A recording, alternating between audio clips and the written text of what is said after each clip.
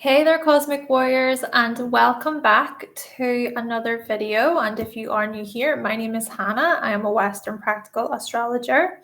Okay, so in today's video, we are going to be exploring Chiron through all of the signs.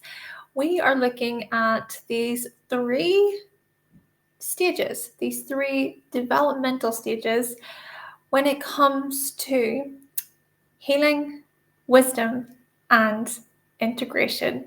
You will see in a moment what I mean by this. Now, before we do dive in, please make sure to like, comment, subscribe, all that good stuff. And also, I just want to say thank you so much for all of your support on here. I'm really glad that you are enjoying these videos. And one more thing, the Chiron signs, we're thinking about the how, and then when we explore the Chiron houses, we will be looking at the where. All right, so the Chiron signs, yes. Now, before we do dive in, please, if you would like to book a reading with me, you can visit my website, hannahselsewhere.com. There you can also find my astrology products if you are interested. And I do want to take a moment to say thank you so much to my patrons over at Patreon for all of your support. If you would like to join the Patreon, you can do so by going to the link below. Thank you. One more thing. There is an episode over on my podcast, the Cosmic Check-In podcast. And the episode is all about Chiron in astrology. So looking at your wounds, wisdom, and integration there. So if you would like just more in-depth, detailed information about Chiron, make sure to give that episode a listen. Rightio. So here is what I mean by these three stages. I wanted to try something. So the thing about Chiron is Chiron does not officially rule any sign. However, some astrologers believe Chiron should be associated with Sagittarius. So Sagittarius looks at things like teachings, knowledge, wisdom, and other astrologers believe it should be connected with Virgo. So Virgo is more about healing, health, and practicality.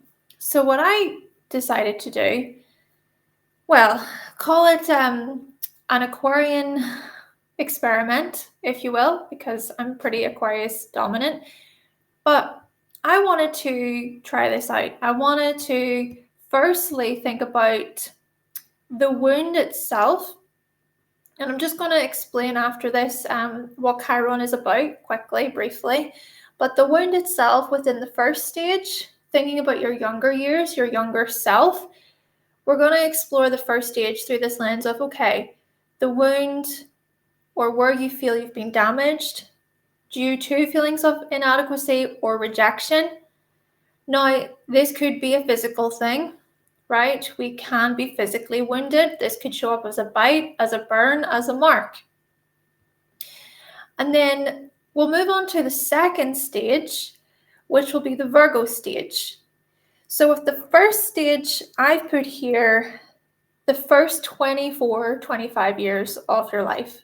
Now just stay with me. It's an experiment. It's just to see how this goes. But this is the period I've put for the first stage. But then coming into adulthood, so thinking about more 24, 25 and beyond, we get to the second stage, we get to the Virgo stage.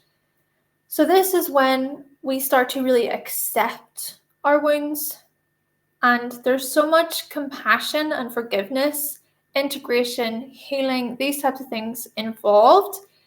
Naturally, there is also this psychological process that occurs, right? So that's why I put the underworld. I will touch on that in a moment. And then we get to the third stage.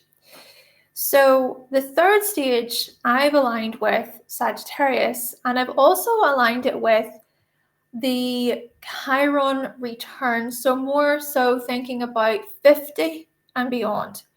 So the Sagittarius stage is sort of like when we really become wise when it comes to our wounds. So this stage is about wisdom, being a mentor, being a guide, being a teacher. And then I put there elder because we're older and hopefully we are much more wiser and we can guide and teach those who are younger. Okay, because this is the thing about Chiron that I want to share. So we're going to just quickly touch on what Chiron is about. But you see, Chiron is known as the chief centaur. Chiron is a centaur in mythology. Was a wise teacher, a philosopher, was well versed in things like medicine, music, hunting, was also educated and raised by Apollo and Artemis, and transcended his animal side. But you see, Chiron was also an outsider, saddened by his differentness, and the story goes that he was wounded by a poisoned arrow. And the whole thing about Chiron is known as the wounded healer, a sage who could share his wisdom and knowledge with the world. But according to Liz Green, because of his injury, he understood the very nature of pain. And so Chiron was a healer, but he could not heal himself. As for the underworld stuff, as previously mentioned, here's another thing. I want to say here that there are more centaurs in astrology to explore. So there's more than just Chiron. I have made a video about the centaurs. I will link it down below so you can watch that for more information. But the centaurs are a group of minor planets that are said to have originated from the Kuiper belt. Now, the Kuiper belt is a circumstellar disk in the outer solar system. The Kuiper belt is similar to the asteroid belt. Now, the asteroid belt is this Taurus shaped region in the solar system, and it spans the space between the orbits of the planets Jupiter and Mars. This belt contains asteroids like Ceres, Vesta, Pallas, Juno, and then there's also Hygeia. I've not talked about Hygeia before on the channel. And also, Ceres is the only dwarf planet located in the inner solar system. Still, the thing about the Kuiper belt is this belt is much larger. It's massive. Yes, this belt is home to dwarf planets such as Pluto. And according to astrologer Melanie Reinhardt, Pluto is the king of the Kuiper belt. She goes on to say that Pluto, aka Hades, is known as the god of the underworld. And from this, then, we notice the connections between Pluto and the centaurs. Think of it as the Kuiper belt is so far out there, located in the darkness of our solar system. So it's almost like the centaurs were sent by Pluto, working for Pluto, or there's a relationship there. And so the centaurs are linked to the unconscious. So bringing it back to Chiron, Chiron is also an unconscious element, right? There's an unconscious element to Chiron within the chart.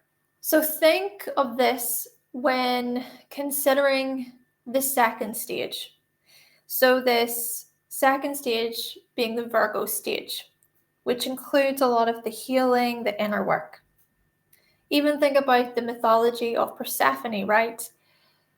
I'll not get into it too much, but the mythology here to do with Persephone is she was kidnapped by Hades, taken to the underworld, and her mother Demeter was outraged. And so all of this is to say that there were periods of time when Persephone would be within the underworld, and then there were also periods of time when she would be on the earth.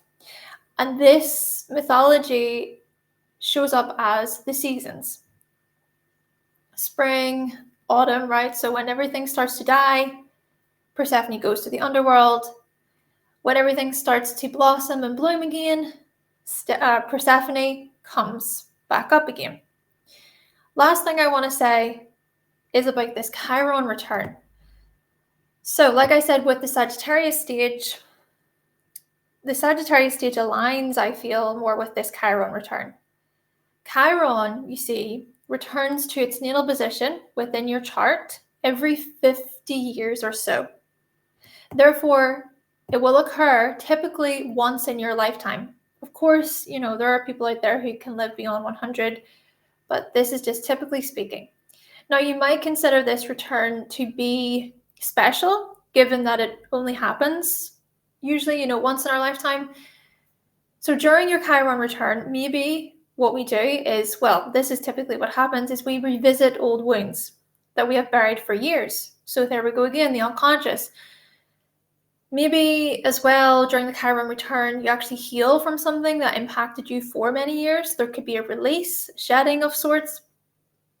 Perhaps you're forced to look at past mistakes, or you have to face the consequences of something painful. Or it could be that something huge is resolved for you. On the other hand, perhaps wounds that haven't been resolved come to the surface. And so people might experience a midlife crisis where they regret the past, or they feel like they are missing something, they feel unfulfilled. And so your Chiron return signifies a time period where you experience greater maturity and wisdom. It's a time of great healing.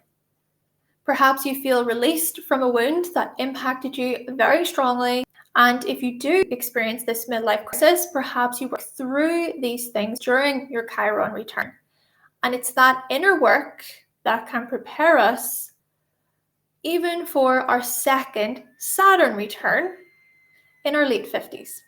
Okay, so now we have explored what Chiron is all about. Let's now move on to Chiron through the signs. First up, Chiron in Aries. Now, what I want to say about this is Chiron has been in Aries since 2018. So think about where Aries is in your chart. Think about the transit of Chiron through your Aries house. Yes, consider your own personal experiences when it comes to this transit too, based on the information that I share. But when we explore Chiron in Aries as a natal placement, we see here that with the first stage, right, so your younger self was perhaps wounded when it came to trying to assert your will, trying to stand up for yourself. So this could have looked like, for example, you disagreeing with others, or you simply trying to initiate within a situation, but then you being told that you couldn't. You possibly being shamed for initiating. You possibly being told that you were being too demanding, too pushy, too bossy. How dare you try to assert yourself? I'm the authority here. I'm the one who is in control here, not you. This could also have manifested via bullying, teasing, ridiculing you for absolutely no reason, being shamed for being angry, right? So anger could have been seen as bad. That's bad. It's wrong to be angry. How dare you get angry, right? So yeah, looking at anger in such a negative way. Also, what comes to my mind is being treated as if, masculinity was a bad thing or is a bad thing, being treated like that. It's that's so toxic. How dare you assert yourself like that? How dare you take charge within that situation? And another possibility actually is when we think about the physical wound. This could be a physical wound to your face, whether this be a scar, a burn, a bite, a scratch, a rash, some type of wound there. And because of that, maybe being judged, ridiculed, criticized, laughed at, teased, bullied, picked on, all these things when you were younger. So when we then think about how you might fill a void or overcompensate, this could very well manifest as you acting really tough.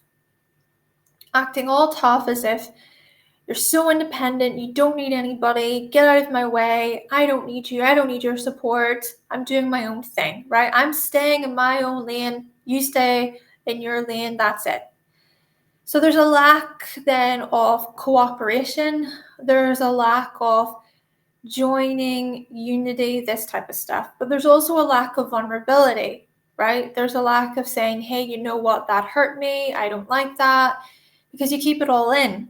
Sure, if it was that growing up, even just saying that you were hurt within a situation, if that was seen as bad, if that was seen as negative, then it makes sense that you're going to bottle that up and you're not going to tell people, when they've pissed you off or when you're annoyed. So this could actually lead to some passive aggressive tendencies. This could lead to possible people-pleasing tendencies. But this stuff can be so stifling, so limiting, so restricting. And then this can also lead to rage, like uncontrollable rage. So I want you to think about Virgo, the second stage, the Virgo stage. So coming into your adult years, this is where we see greater compassion, empathy, gentleness, kindness. So what does this look like? Being able to hold space for the part of you that can say, I want this, I don't like this, my feelings are this way. That's it, right? Maybe you can build it up in your head like, oh, when I say this, it's going to come out as so aggressive. And maybe it does. Maybe it does come out as super, super aggressive and very charged. Charge is a good word for this. It comes out as very charged because there's so much that you're keeping in. But the healing then here is to do with trying to come at things from more of a neutral, level-headed place. Just more matter of fact, just more, this is how I feel. It's interesting because Chiron has been traveling through Aries throughout the past few years. So since 2018, my moon is in Aries. And can I just say, I relate to this so much. Even when it comes to me saying that I'm annoyed at something, it becomes such a charged thing. So defensive. But I think here, especially from Chiron, working with Chiron, I'm coming to this place of it doesn't have to be so intense. So maybe you can relate to this in some ways. Chiron and Aries folks. Naturally, the thing about this too is, sure, this is a transit for me and for everybody else, but this is what you live with, right? This is your life. This is your own healing journey, if you will. So with Virgo, yes, perhaps the self-care and the health stuff related to Virgo here is about being able to integrate the parts of yourself that can stand up for yourself, that can be vulnerable, that can say what you want, that can even just say, in a very direct way, what you think. And even if it disagrees or it differs to what somebody else thinks, then so be it, right? And it's okay to get angry, right? This is where we also notice the integration, that it's okay to get angry because anger serves a purpose. But then maybe it's also recognizing, where is the anger coming from? What is the unfulfilled need there? What need is not being met? What boundary is not being met? When you go to maybe assert yourself, how is that seen? How is that treated? Because that could be a thing where your anger comes out because you feel like you didn't get to assert yourself or declare what you wanted within a certain moment. And then we move on to Sagittarius. So we think about this third stage. Just one more thing, actually, with the Virgo stage, there's a lot of unconscious habits going on there. There's so much of the integration coming forward via your ability to work with your unconscious. Okay, so the third stage with Sagittarius, this is where we see teaching, guiding, mentoring. My goodness, 50s and beyond for you, Chiron and Aries folks, this could look like you really mentoring others, teaching others on how to assert themselves effectively, how to go after their goals, encouraging others, getting them to push themselves outside of their limits. Yeah, just being this cheerleader for other people, for younger people especially.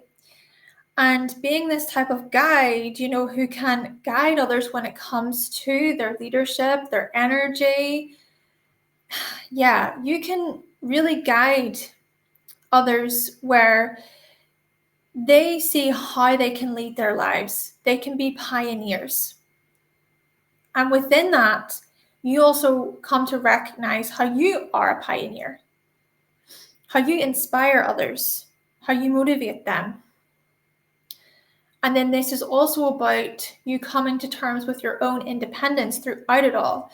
But the thing is it's healthy independence. It's not this independence of I'm so hyper fixated on this where I don't need anybody. You're also able to recognize that yes, you do need others. We do as humans, we need others.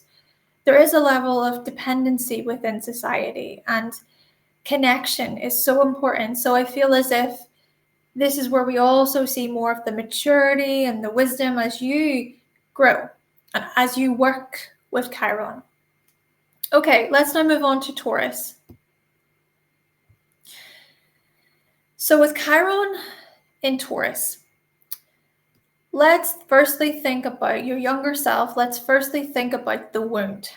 So what we notice here is a wound to do with your inner security, your self-worth, truly. And this could have manifested in many ways, such as you being shamed and put down as a child, you being told that you were not enough as a child, you being treated as a possession, as an object, rather than as a human being, or being treated even as an extension of your parents. So what this can result in, a few different things. Possibility is the overcompensation and the filling a void looks like you needing to gain all of these materials, all of these possessions, right? Where there's such a control in having to have as much as possible, all the materials, all the resources, the physical security. But you see, the thing is that nothing is ever enough. Nothing is ever good enough, because there's still a part of you, right, within that's lacking. A part of you does not feel fulfilled. Doesn't matter how many cars you get, how many handbags you get, how many books you get, whatever. It needs to come from within, right? But you see, another possibility here is that actually this can manifest as you living in scarcity. There could be fears surrounding money, security, resources. So what could happen then is you focus on the lack. You focus on, oh, I don't have this, I don't have this, I don't have this. But again, I hope you can see how both manifestations there are linked to the inner lack, This could also manifest as you hoarding things, This could manifest as you over-consuming, holding on to people and possessions. And there could be real, and I mean real fears of letting those things go, or just really feeling within your body, like, I don't know how I can live without this, or how I can live without this person, right? This can be pretty intense stuff. And then another possibility here is when we think about physical, so the physical wounds to do with Chiron. Well, Taurus rules the throat and the neck. So maybe, well, the thyroid as well. So maybe there's some wounds here to do with these areas, or maybe there's something about your voice that's damaged, or there's even something about speaking up in general that seems to be limited there. Maybe you were made to feel like you couldn't share. You didn't have a voice, basically. And that makes sense, because if, for instance, you were treated like an object, it was like you were just told you got to sit there and be an object. You couldn't have a voice. You couldn't have an opinion. Though, here's the other thing I want to say. This could show up as you possessing some type of skill or interest or talent, but then that was seen as a rejection, that you were rejected for such things. It was seen as, oh, no, you're never going to amount to anything. Oh, that's something for another time. That's worthless, meaningless. That's not focusing on money and things like that, right? So you could have then repressed or suppressed, whichever way to the correct usage of the word, but you could have then really just said, no, I'll not do that anymore then. But there's still this inner part of you that wants to create, that wants to let out those talents and those gifts. So this is where we lead on to a few things here. We think about Virgo, we think about the second stage, the healing, the compassion, the integration, being gentle. For you, Chiron and Taurus folks, there is a lot to be said about following what you desire, following what makes you feel good. This is about pleasure. This is about relaxation, calm, ease, beauty, love, just the love for things. It's the love, it's the desire for things. It's not even about the result, right? It's not even about, I need to get money, or I need to get this from doing this thing. It's just about the true, pure love, bliss, enjoyment, the pleasure that comes from the experience, right? So I'll give you an example of this. Let's say you have Chiron and Taurus. You love to paint, or you love to sing. Here's something that could be a part of your own healing journey and integration journey, is that of singing because you want to, because it lights you up, because there's something so therapeutic about it. There's something so soothing about it. So this is where we really see the compassion. And we also see here the compassion surrounding not being a possession, not being some toy in somebody's life, right? This is about you coming to truly value yourself from the inside out, knowing your worth, okay? Now, as for Sagittarius, so we think about the third stage. Well, the Virgo stage, I just want to say, that's more coming into your adult years, right? We get to the Sagittarius stage, 50s and beyond. This is where, oh my goodness, you can really guide, mentor, and teach others. So for instance, this could be where you actually guide others when it comes to valuing themselves. You come from this place of honesty, being really careful and cautious with others, especially, because you want others to feel valued. You want others to feel like they are worthy, right? They have value. They have value. And another thing is being very attentive toward others, just gentle, kind, to really hold space for others, and to be patient. My goodness, there's so much patience here that comes up, and guiding others and teaching them based on being dependable and loyal. Let's now focus our attention on Chiron in Gemini, folks. All right. So when we think about the first stage, so your younger self, let's think about the wound. This Chiron wound could be about your intelligence. So I'll give you some examples. You could have been judged very, very harshly based on your performance at school.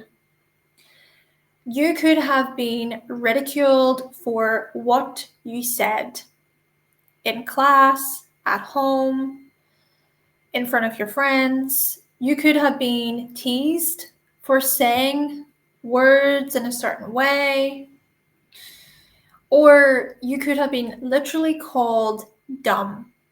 Literally, you could have been called dumb. You could have been called stupid. And perhaps, okay, sure, there is an element here of you feeling like you were falling behind at school, or maybe feeling like you couldn't keep up with the other children, but that was seen in a negative way. But actually, the way that you processed information and learned was just different. But again, because of your differentness, right? Chiron, differentness, outsider, you were sort of judged. You were ridiculed. Now, another possibility is that when we think about how Gemini can be associated with childhood friends, classmates, peers, maybe you were rejected within these social situations. You felt insecure, you felt odd, you just felt like you couldn't really join in or communicate, or maybe it's that people often would talk over you, people would often rudely interrupt you, but it was done in this really mean way. And another possibility is that, yes, others did actually put you down for how you articulated yourself. But the thing is that you might have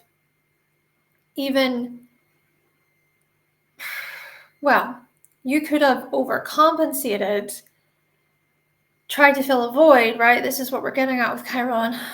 You could have overcompensated and tried to fill a void by trying to prove your intelligence to others, trying to prove that, no, others are wrong and you're right. What other people are having to say, what they're sharing, is stupid.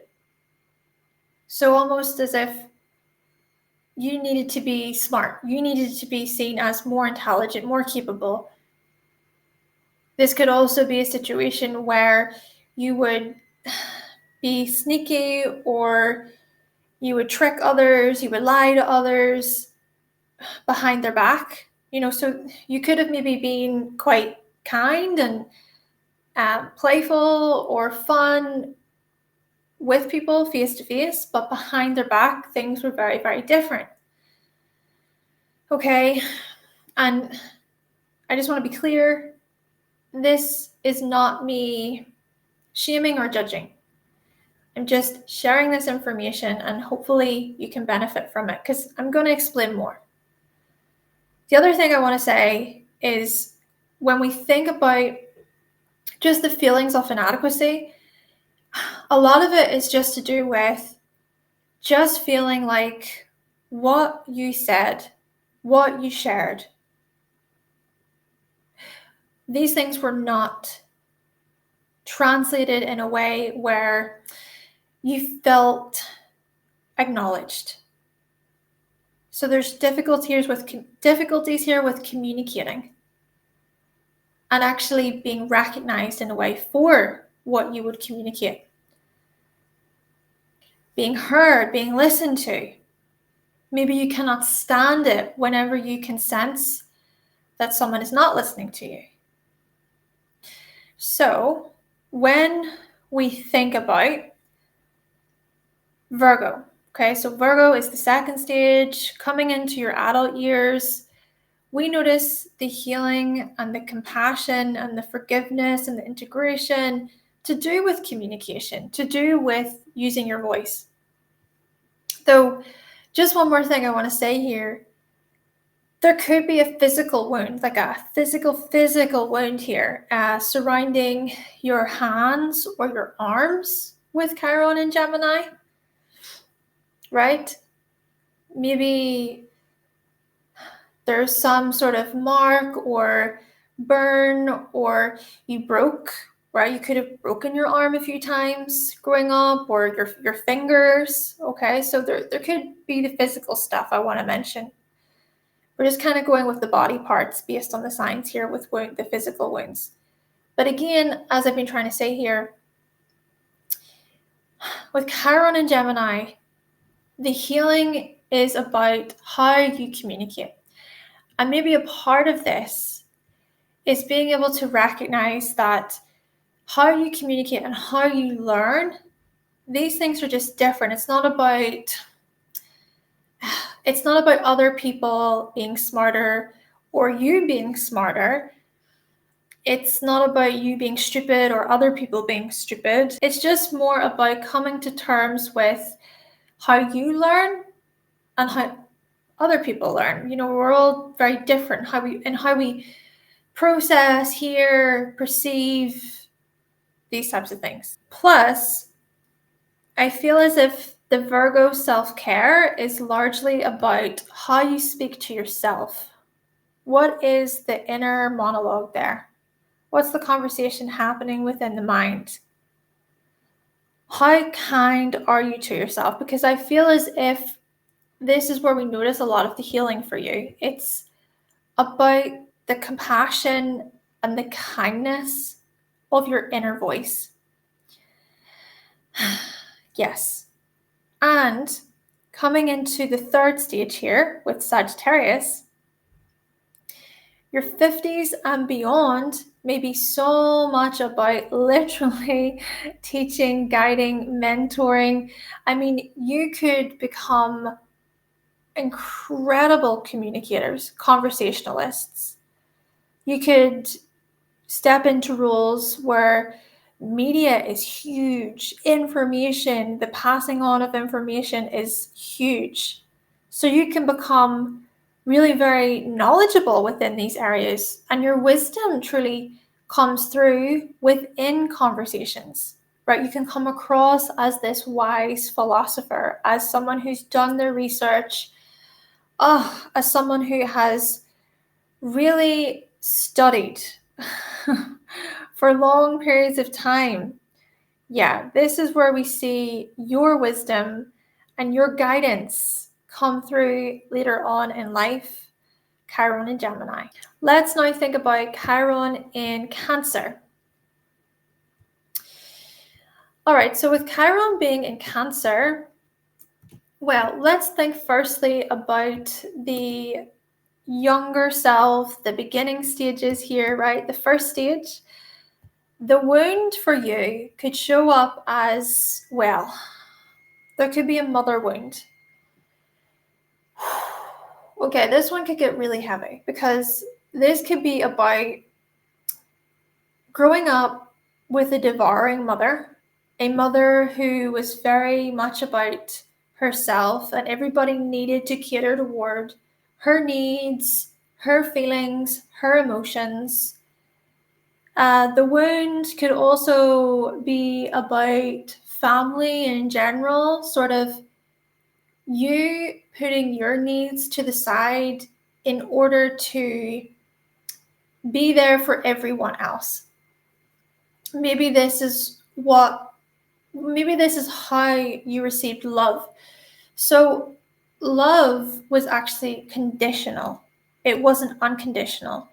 So when we go back to family, you may have realized early on that when you do certain things for certain people, this could especially go back to the mother, the caregiver, a guardian, what have you, but when you would do things for certain people, there would be some type of kindness, love, attention there. So maybe what this equivalated to was, okay, whenever I do this, I receive love in this way. I gain love whenever I put my own needs to the side to be there to support other people.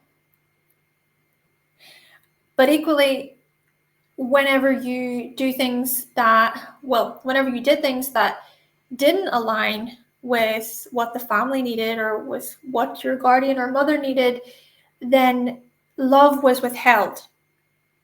No, I'm not going to give you that love. So there could be some wounding here surrounding this. Now, there are other possibilities to this, and I'm especially saying this because I understand that there are many people out there who have Chiron in Cancer, and not everybody who has Chiron in Cancer had terrible relationships with their mother or with their family. So another possibility here is just more of this feeling. It was this feeling of, I don't know how to nurture myself. Maybe because there was a lack of being nurtured because of possibly innocent reasons. I mean, these reasons could be linked to that of your caregivers having to provide or feeling like they were in over their heads. There was just so much going on within the family that it was difficult to sort of individually care for everybody. You could also argue, though, to that that is the responsibility of being a parent, right? Anyway, I really don't want to come across as judgmental or anything like that. That is not my intention here. But yes, there could have been this wound to do with support, being nurtured, being cared for. And so you might fill a void or overcompensate by trying to either nurture and cater toward everybody else's needs or by retreating. Okay? Retreating, distancing yourself, needing to be alone, but yet within that, those feelings of loneliness just eating you up inside. I knew this one was going to be heavy. I knew it. So, the second stage. Chiron is a part of the chart that is, my goodness, it's such a sensitive part of the chart. I find myself at times getting emotional when I work with Chiron. Anyway, the second stage, Virgo. Coming into your adult years. This is where we notice how your healing and your compassion and your gentleness is really about coming to accept that you are lovable. Coming to nurture yourself, to nurture your needs. Learning to support yourself emotionally.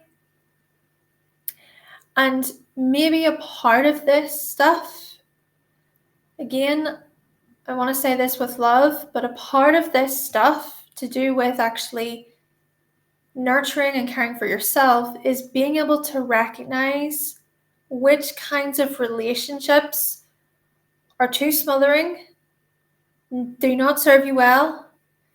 There could be some of the family ties that are not healthy.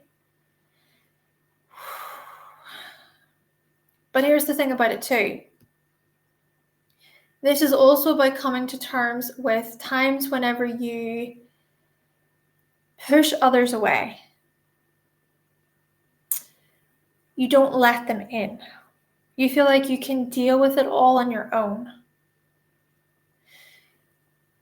And that perhaps requires a lot of trust within yourself, but it also, I think, it goes back to being able to see which kinds of family ties, or this could go beyond family, this could just be more about emotional connection, this could be about relationships, but being able to see which family ties or relationship ties are not serving you. It's enmeshed, it's this emotional enmeshment, right? Going back to this devouring mother stuff, this devouring mother archetype could play out within your relationships. This could also look like the chaos within yourself, the emotional turmoil. So this is a tricky one, is it? This is a very, very challenging Chiron placement, I think, whenever we think about these themes here. But this then is about coming to be really gentle and kind with your heart, kind about your emotions. Just let them out. Just, my goodness, don't judge them, don't shame them, feel through them. And that within itself, that's a hard one, because if you think about how emotions are treated, how being sensitive and sensitivities, things like this, how these things can be denied, repressed, shamed, judged, ridiculed. This is a challenge then. This can be.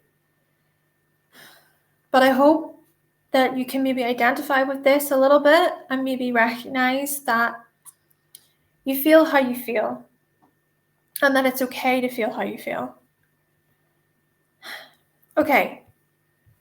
The other thing is the physical wound could be that of, there could be a wound to do with your stomach, right? There could be issues with your stomach there when we think about a physical wound. And as for the third stage with Sagittarius, 50s and beyond, teaching, guiding, mentoring, wisdom. Oh, my goodness. When I think about a particular person in my life who has Chiron and Cancer, I am so thankful to this person's guidance and just the beauty that they have really shown me when it comes to emotion. So, perhaps for you, the guidance is in really embracing what powerful lessons can come from emotion, from receptivity, from femininity, right? The power of femininity, the love that can come from that. And maybe as well, a part of this is passing on your wisdom, your guidance to do with feeling to your children, if you have any, to your family, if you have a family. And even if you do not have a family, this could show up as you being more of this wise individual within your home, because the emotional security for you could be that of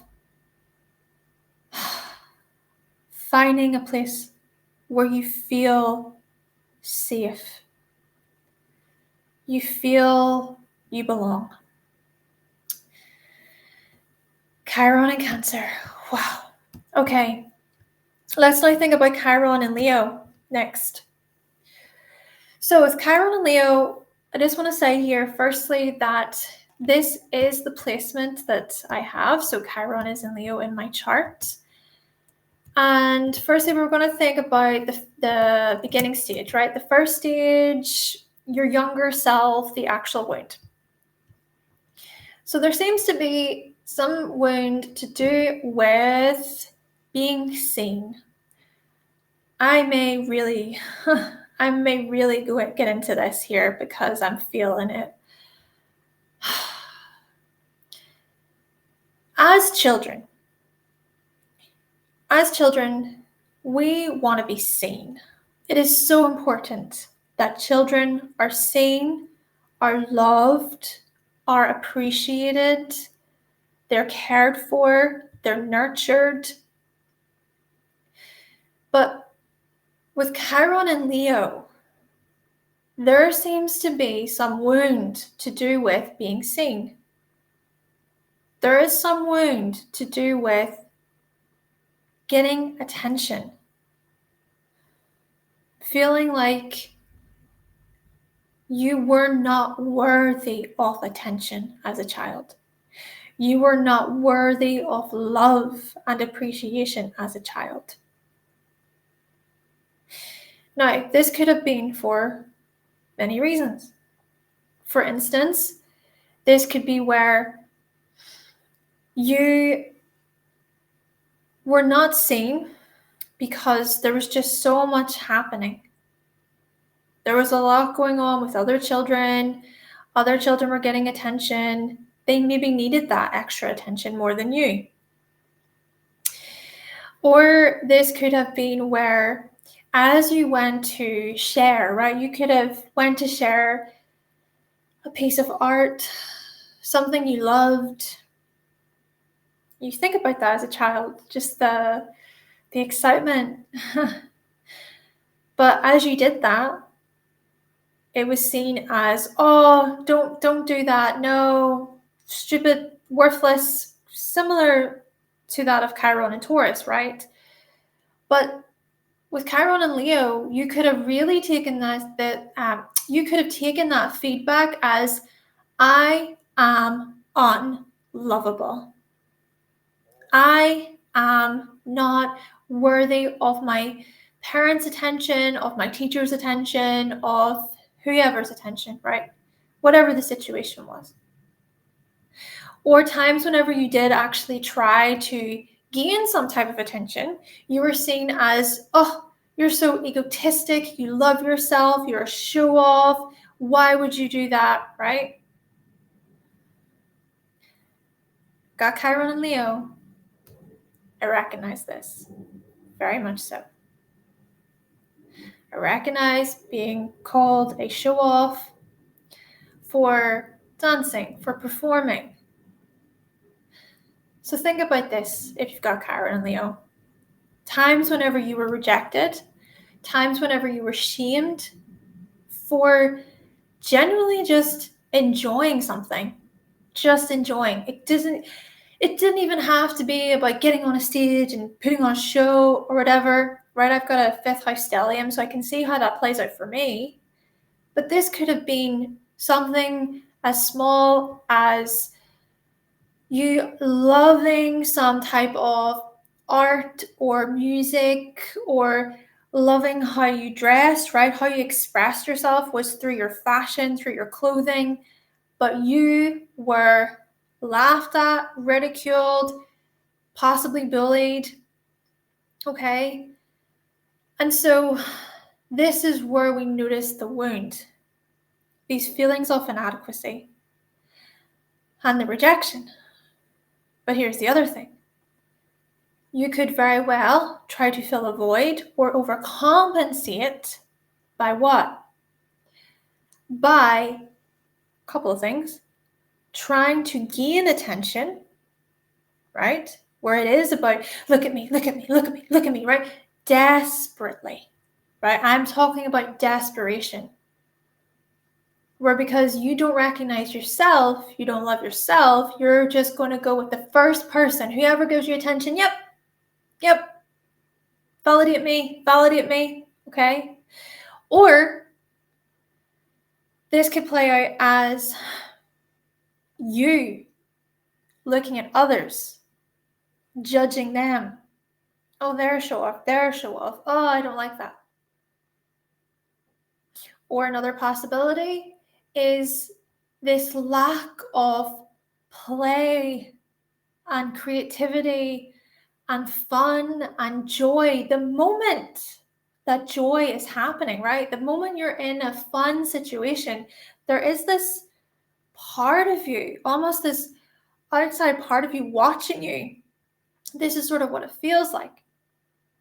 And it's judging you. It's saying, oh, you can't have too much fun. Oh, why would you do that, right? Spontaneity seems to be a challenge. To just wing it, to throw yourself into a situation for the sake of it seems to be a challenge. Because think about it. When you tried to do this as a child, you were rejected. No, you were told repeatedly from others, no. So it makes sense, in my view, that you can be like this later on as you start to grow. So let's think about it. Let's think about this Virgo stage, which quickly, physically speaking, right, we are talking about on a physical level, though a wound could show up as a wound within your heart, your spine, your back. And the interesting thing about this is I was born with 2 holes in my heart. So that's a literal thing, a physical thing. And I also want to say, when it comes to the wound in relation to the heart, this could be more about a feeling, right? Being heartbroken. Let's go with that, right? Being heartbroken. Oh, powerful, really powerful stuff here. So when we think about the Virgo stage, the second stage coming into your adult years, my goodness, have fun. My goodness. This is so much about you coming to enjoy things, live your life, be creative. Oh my goodness, this makes me so thankful to people who have Leo placements. I'm thinking about how Jasmina has Leo placements, and we recently did just a fun video about summer food and drinks for the signs. Fun. Very grateful because Leo placement people, it's almost like they shine a light on that wound and they're helping me heal from the wound. But I digress. This then for you, Chiron and Leo folks, is about learning to enjoy yourselves, let your hair down, and oh my goodness, love who you are. And sure, it doesn't have to be in this super narcissistic, egotistic way, but loving yourself is more so about accepting yourself, being confident about what you want to say, how you carry yourself, express yourself how you want to express yourself. If you want to wear that outfit, you wear it, right? If you want to start that YouTube channel, that podcast, whatever, do it because it lights you up, because you enjoy it. So this is where we notice a lot of the integration and the compassion. And here, it's okay to take up space. It's okay to be the focus of attention for a little bit, where you're not hogging it, but you can respect that, yeah, there are times when you want to be seen And that is okay.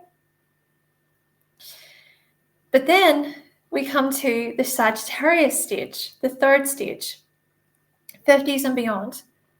Oh my goodness, I can see this as you folks working with young people, working with children. My goodness, if you have children, you are going to put so much attention and love and appreciation. Just shine those things on them. Just pour these things into them. Naturally, I do want to say this, just a word of caution with Chiron and Leo if you have children.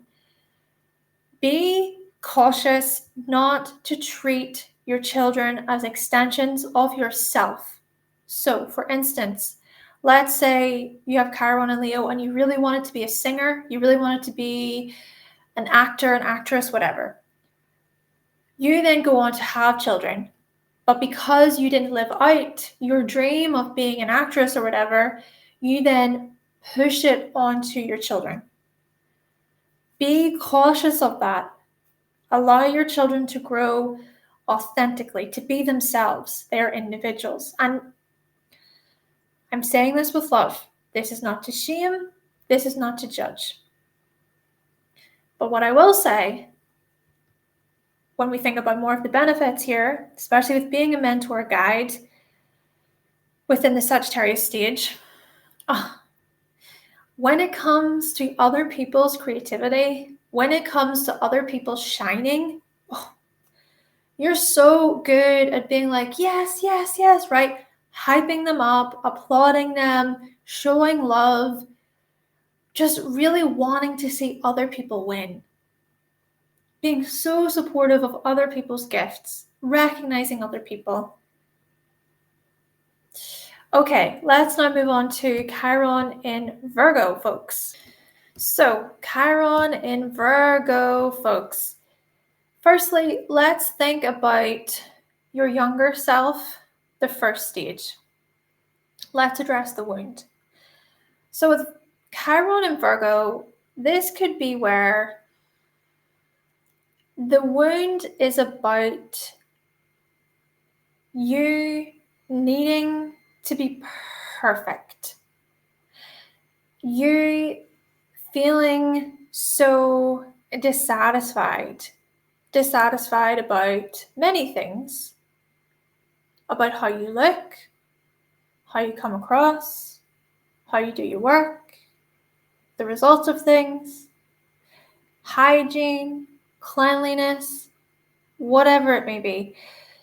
There is this fixation to do with perfectionism. And the thing is that these fixations of yours could be tied to the past, could be tied to family, such as certain parental figures needing your help, needing your assistance all the time, or family members relying on you to fix them, you feeling like they really depended on your help.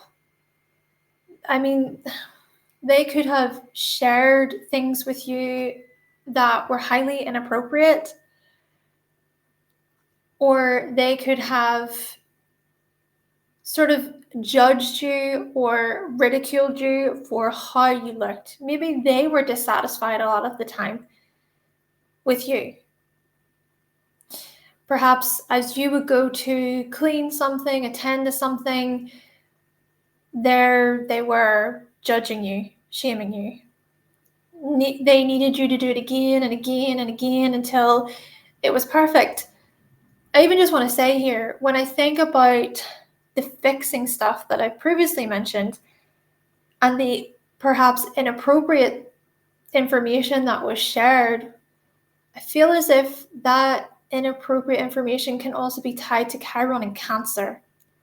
So family dramas, family matters that were shared to you as children. So that's just something that came to my mind there. But anyway, the other thing with Chiron and Virgo is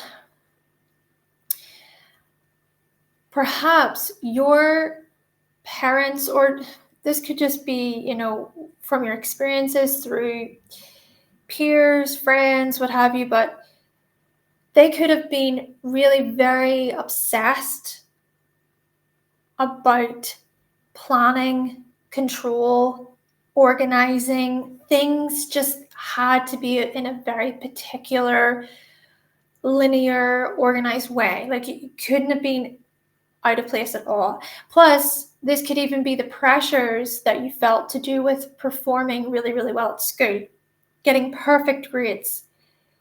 So all of this is to say, well, we come back to perfectionism. We come back to that.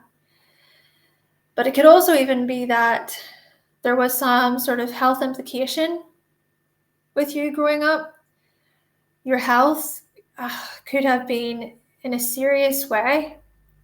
Or it's that certain people within your life, right, their health was not the best. So maybe because their health wasn't the best, you then had to do tasks, chores, right? You had to take on responsibilities, etc., etc. Again, I want to be very, very clear here.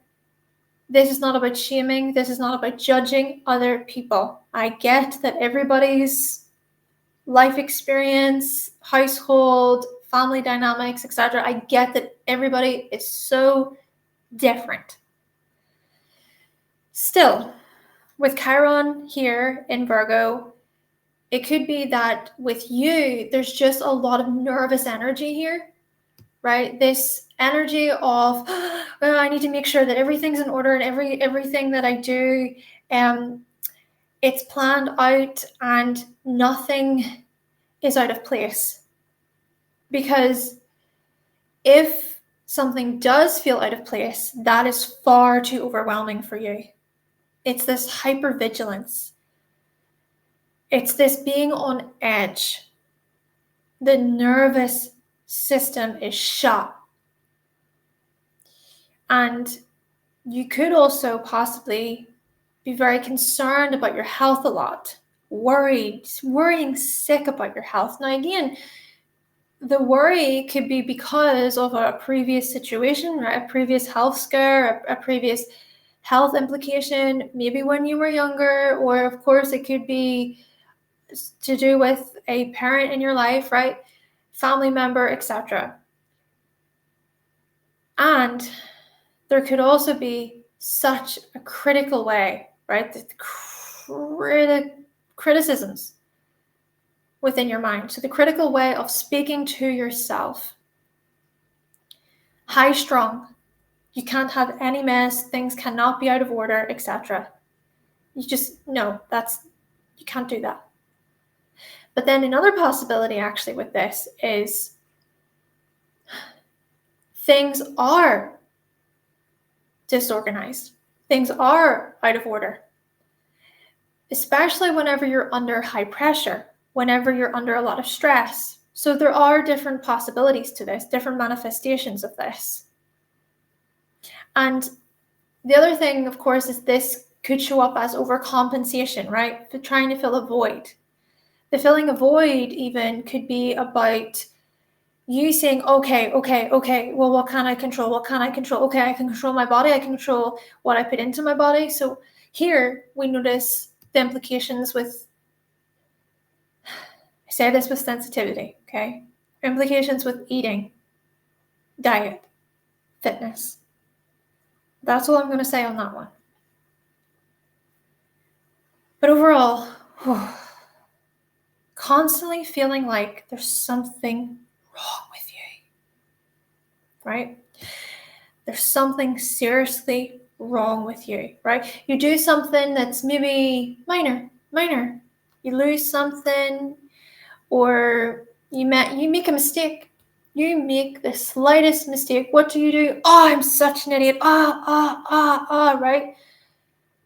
Your mind is your worst enemy. Your worst enemy. So, before I get on to the second stage, I just want to say that a physical wound could be to do with your digestive system, your nervous system possibly. But specifically when we think about the digestive system with Virgo, could be some issues with your bowels, right there. Or maybe because of so much stress, because of so much worry, your digestion, right? There's issues with your digestion there.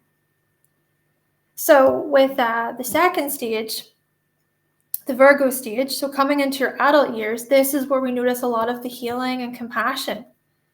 The healing and compassion actually to do with, do you know what? I'm not perfect, and that is okay. I'm not perfect, and why would I want to be perfect, right? Here's the thing. I want to share that in my chart, I have a 6th house stellium. Saturn is part of it, and I know Saturn's different to Chiron, I get it. But Saturn is opposing Chiron in my chart. And I recognize a lot of this stuff. I also have a Virgo rising. 6th house is about health. Saturn is also about limitation and restriction. So I notice when I talk about Chiron and Virgo, a lot of this stuff applying to my life.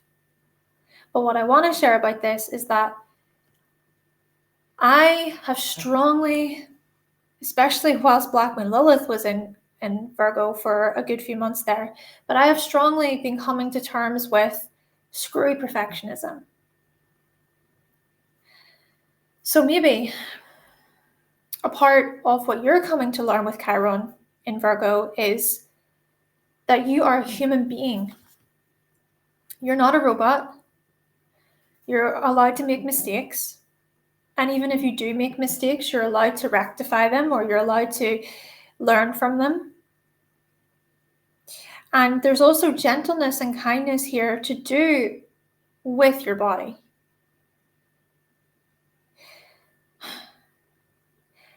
Trying not to judge and criticize yourself. Picking yourself apart, right? Pick.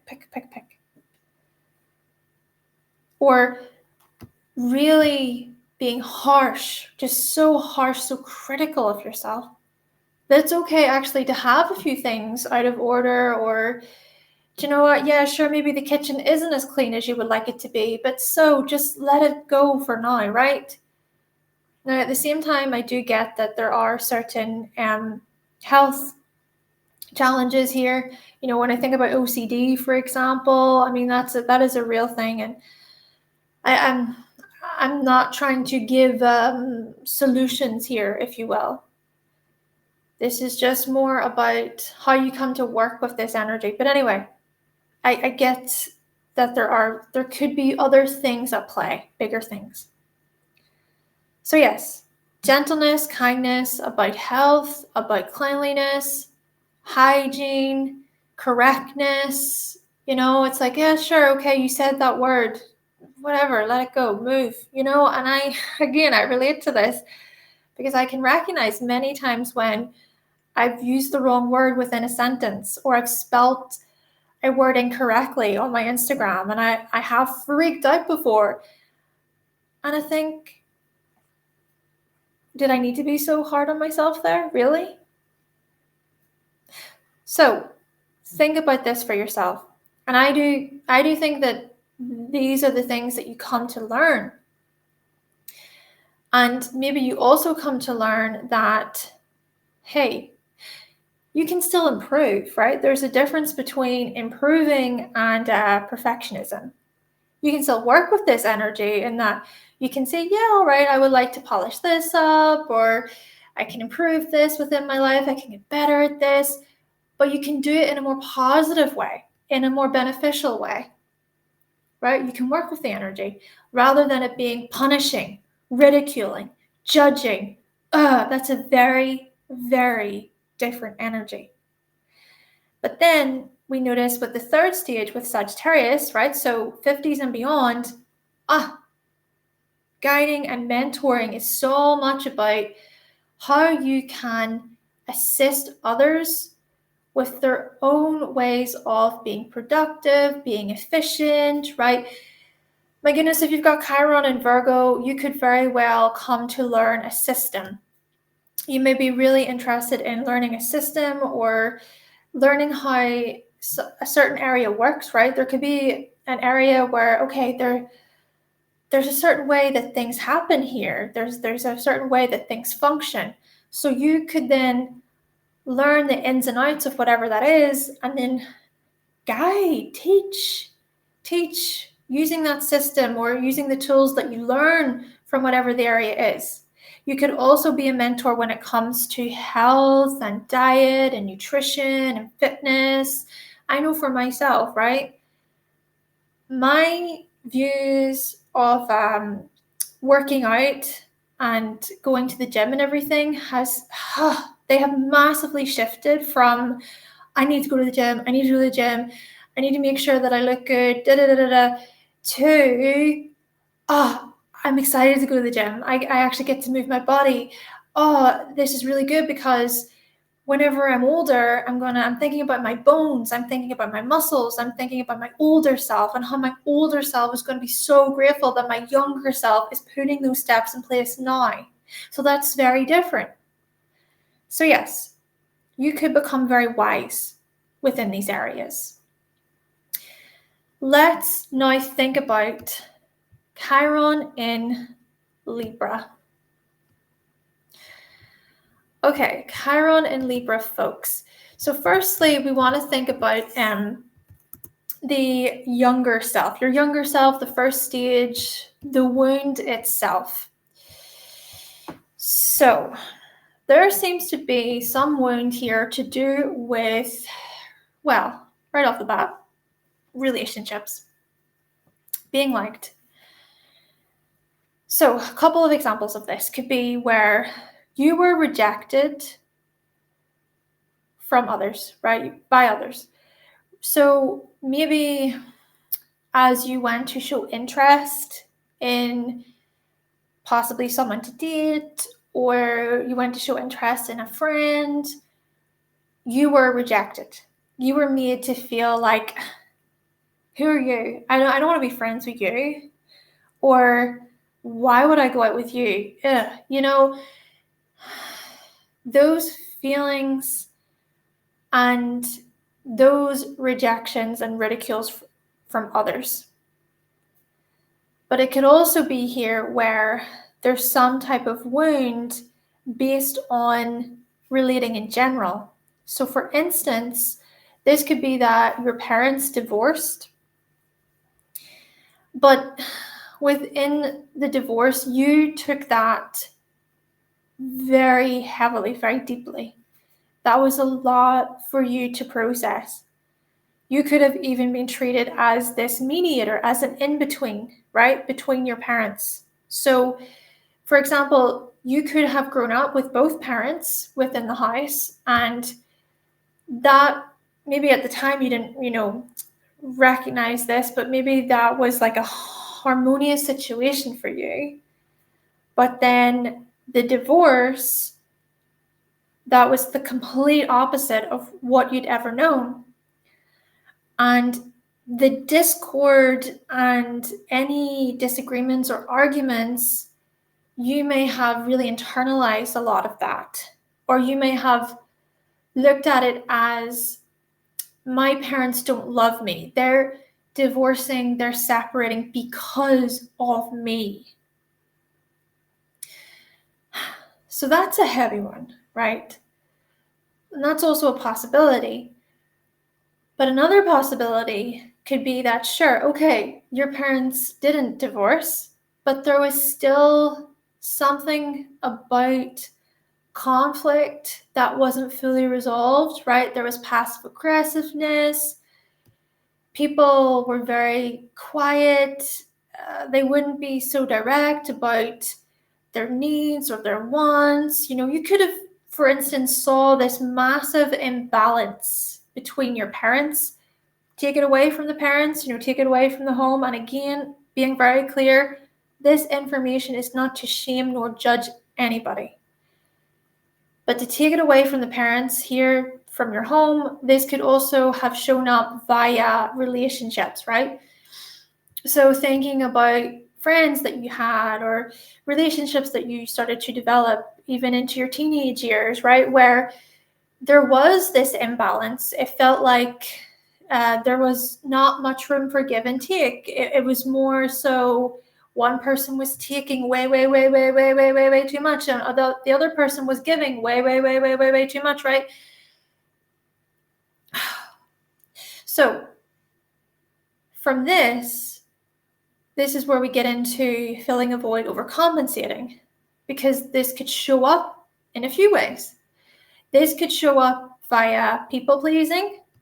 This could show up via unhealthy codependency, where it's too much. This could show up as agreeing whenever you actually mean to disagree. Naturally, agreeableness can be really beneficial and really important within relationships. I mean, if you're too disagreeable, then we can have an issue too. But equally, when you're too agreeable, this is where we notice challenges. So it could be this whole thing of, oh, yes, no problem, whatever you want. And I'm also going to say this. It could be where you're that person, right? Where your partner is the one who's constantly saying, yes, I agree. And so again, there's just this unhealthy way of agreeing is what I'm trying to get at. But there's also what comes with that is there can't be any room for disagreement. There can't be any room for challenge or, oh no, we're not going to go there. No conflict. No. You cannot disrupt the harmony at all. So there's that. Plus, there could also be here challenges when it comes to loneliness or fearing that you're going to be lonely. So what you do is you go with the first person who gives you attention, who gives you validation, kind of similar to what I was saying about Chiron and Leo individuals. If you've got Chiron and Libra, it could be this similar thing, because you, even with Venus, right, Venus ruled, because you don't value yourself, right, value Venus, you then are going to go with the first person who validates you. So there could be all sorts of stuff here to do with not feeling good enough. And at the same time, there's still this part of you that wants to feel connected. Something I was saying earlier, that yes, as humans, we crave connection. We need it. And so with this, as you're still looking for connection and partnership and union, you might go with whoever and possibly get into relationships that aren't healthy for you. So we want to think about the Virgo stage, the second stage. Now, of course, I want to mention here that with the physical wound, I'm trying to touch on physical wounds too for each of the signs based on the body parts, but a physical wound could show up maybe via your bladder, your kidneys, right? You could have a very weak bladder, for instance. Okay, so there could be that. But again, with the Virgo second stage coming into your adult years, I feel as if a big part of your sort of unconscious exploration and the acceptance and compassion, this stuff is about independence versus codependency. Independence and dependence. This stuff is about relationships, how you relate to others, but equally how you more so come from a place of, hey, this is me. This is what I think. Oh, I actually disagree with that. Oh, but you know what? Yes, I disagree with that. I still can see where you're coming from. And then also a big part of this is the equilibrium, the give and take, healthy harmony, healthy give and take. It's not where one person is doing all of the giving or one person is doing all of the taking. And it's also not about tit for tat.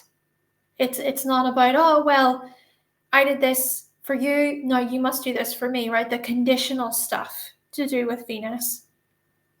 And I'm even going to say this, Chiron and Libra folks, you may place so much of your worth, so much of your value upon beauty, how you appear physically. But that could be too much at times. Maybe, hey, there is something about the wound related to beauty, right? Such as being called ugly, disgusting, being just really, really ridiculed by other people for your appearance. So the healing then, the integration here is to do with, yes, valuing and recognizing your beauty, but not overly identifying with it either. And that, yes, it's the whole cliche stuff of beauty comes from within. I mean, you could be the most beautiful, stunning, gorgeous person on the outside, but if you're bitter, if you're jealous of others on the inside, or if you even just don't see your beauty, right? You don't see it on the outside, then that within itself is where we see the challenge, is where we see a part of the wound, really, and a part of the compassion and the gentleness and the kindness and the forgiveness that's required here. Lastly, I want to say with the third stage with Sagittarius, so 50s and beyond, this is where we see here that you can become such a mentor, such a guide when it comes to even helping others recognize their own beauty, helping them look within themselves and to create some type of harmony from within. Even just using art or your creativity, your music as a way to teach others, using your voice, using sound. Plus, I mean, it could very well literally be you becoming a counselor, a therapist, just as examples here. But truly, your wisdom lies in, okay, how can we relate in a way where there's mutual benefit for both parties or for all parties? I mean, you could be great at helping other people see the other side of the coin. Someone comes to you and they say, this is what I see. And then you go, oh, well, you ever thought of it from this view? What do they think? How were they in that situation? And you can even help other people create more beneficial, harmonized relationships, partnerships within their lives. So on that note, let's think about Chiron and Scorpio, folks. Yes. So we're going to firstly get into the wound itself. So we're thinking about your younger self. We're thinking about the first stage here. With Chiron and Scorpio, well, this is a deep one. This is quite the challenging one. I'm actually going to start off by touching on the physical wound here. So physically speaking, there could be some type of wound to do with your reproductive organs, right? So that's a possible physical manifestation. I'm just saying this because I'm basing this on the body parts that the signs rule. So there could be something there, right? When we think then about your younger self, well, we see here possibly you experiencing, witnessing loss from a pretty young age. This could have literally been the death of a parent, of someone who was very close to your family, or this could be more about the intensities and the fears surrounding death and loss, stuff like that. Maybe because there already was a lot of loss that you were born into. So this could have been, for instance, your mother or your father had just lost their mother or father, right? So your grandparents, a grandparent could have passed away maybe just before you were born. So your parents then were already grieving. There were already those feelings present. And then it's almost as if this is sort of like what was passed on to you, or you could sense that something was off, that your caregivers, your guardians couldn't fully give that support to you. Again, I just want to make this clear. As I share this information, this is not to judge nor shame anyone. But another manifestation of this could be where there was a lot of secrets. There were so many secrets within the home. And certain things were seen as hush-hush, right? We can't talk about that. That's not appropriate. Plus, it could also have been about being shamed for talking about forbidden subjects. That subject is forbidden. That one, that's no. To the taboo subjects. Hey, it could have very well have been that you yourself, if you've got Chiron and Scorpio, you initiated such subjects and topics. Maybe you were actually very determined and persevering about them. So even though you might have been shut down or told, no, you can't talk about that, you could have persisted. But why? But why? But why? And that then from you, right, that behavior from you could have actually aggravated your parents even more. But then the other thing is, when we consider how Scorpio is tied to sexuality, there could be some type of shame, ridicule, feelings of inadequacy to do with your sexuality. I'm just spelling it out because of demonetization and everything, right? Yeah. So that is a possibility. And maybe because of that, you repressed, right? There is something about repression. Repressing your sexuality, maybe as a way to, well, feel safe. That makes sense. Because we depend on our caregivers, right? We rely on them to look after us. Though another manifestation of this could be where there was all sorts of hidden, forbidden things happening within the home. I'm talking about drugs. I'm talking about, I don't know if I can say this word, criminal activity. These things. These are just heavier topics, and that's why I'm spelling them out. So please forgive me. I hope that's okay. But I mean, these are the types of things that could keep you up at night. Another possibility here is violence within the home. I mean, people at each other's throats, right? So, with all of this being said, we notice with you having these walls, these emotional walls. Keep out. Okay? Because what is that? That is a way to keep you safe. We see you being very protective of yourself, protective of everything. You know, even people that you grow really close to could also be family members, very protective of them. There's this intensity that goes into your protectiveness. But there's also this intensity that goes into keeping yourself safe. Locking things in. We're not going there. I'm telling you, it's that sharp. It's just this, you want to talk about that? No. And that's okay, right?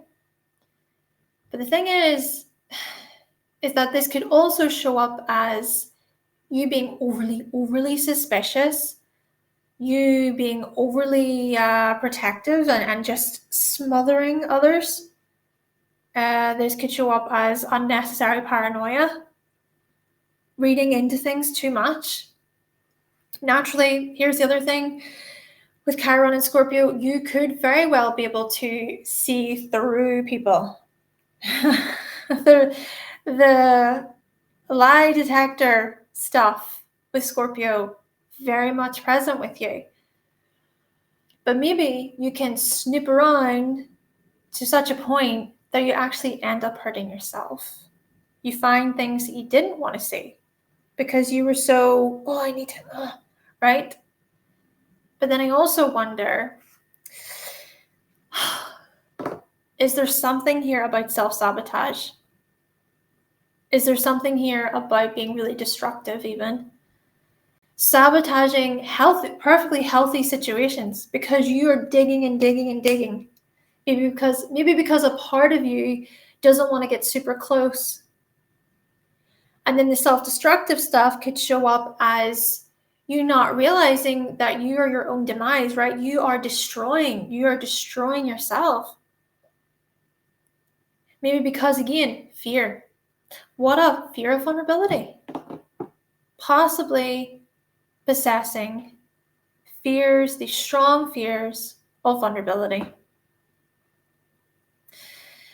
So let's now think about Virgo, the second stage.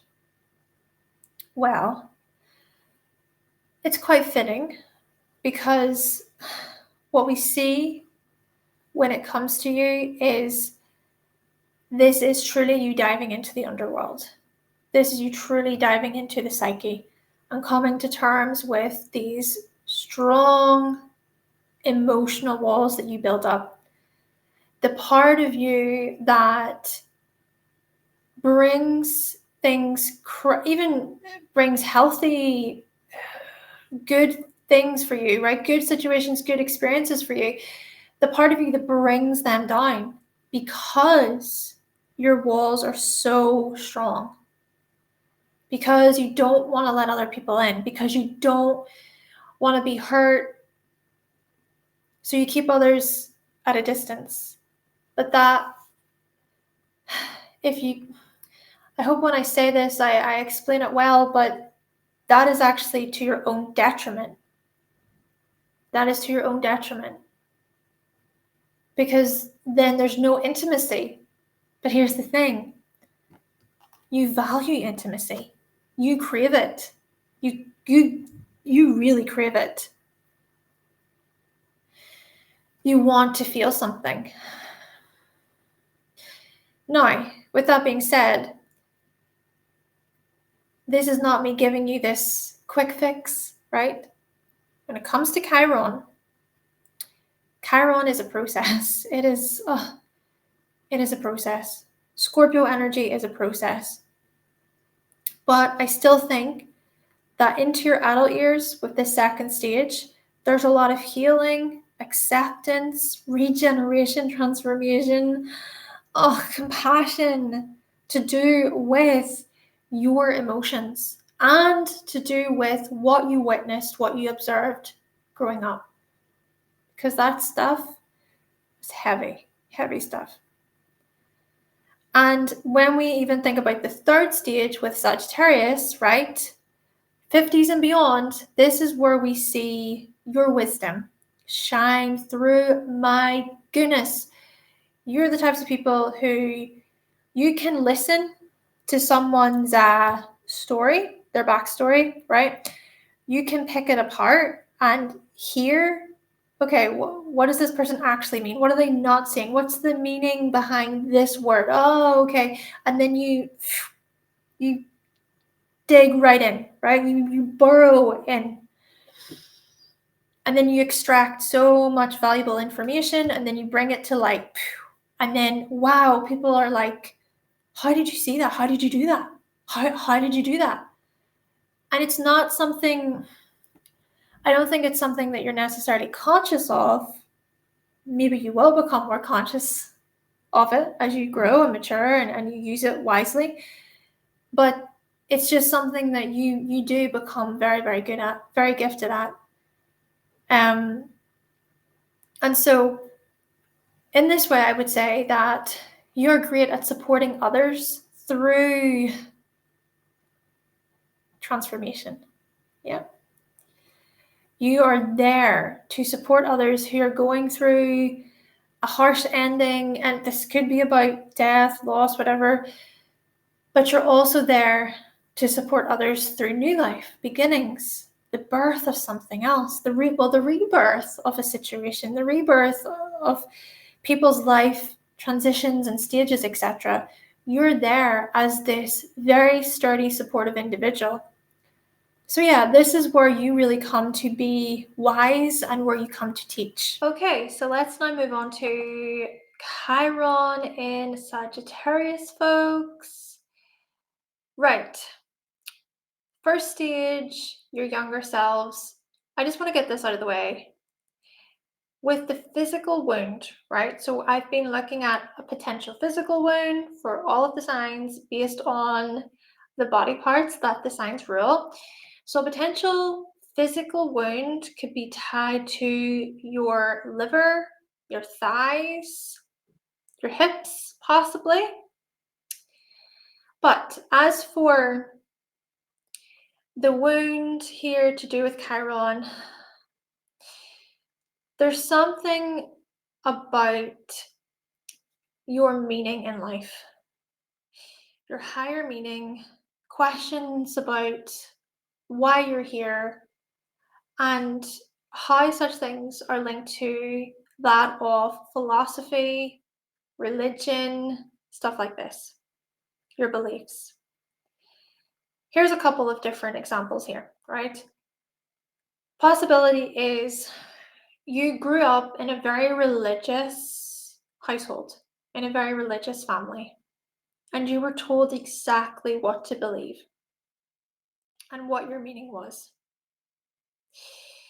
But later on, you then realized that what you had known to be true for so long was not true for you anymore.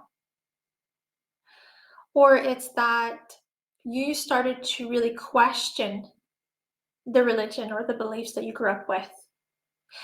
And because of questioning, because of challenging what was taught to you, you were shamed, you were judged, you were told that you could no longer be here. So that's a possibility. But then the other possibility here is that you are quite negative about meaning, about your beliefs. So you could live this life where you feel like nothing you ever do has meaning anyway, so why bother? Why bother?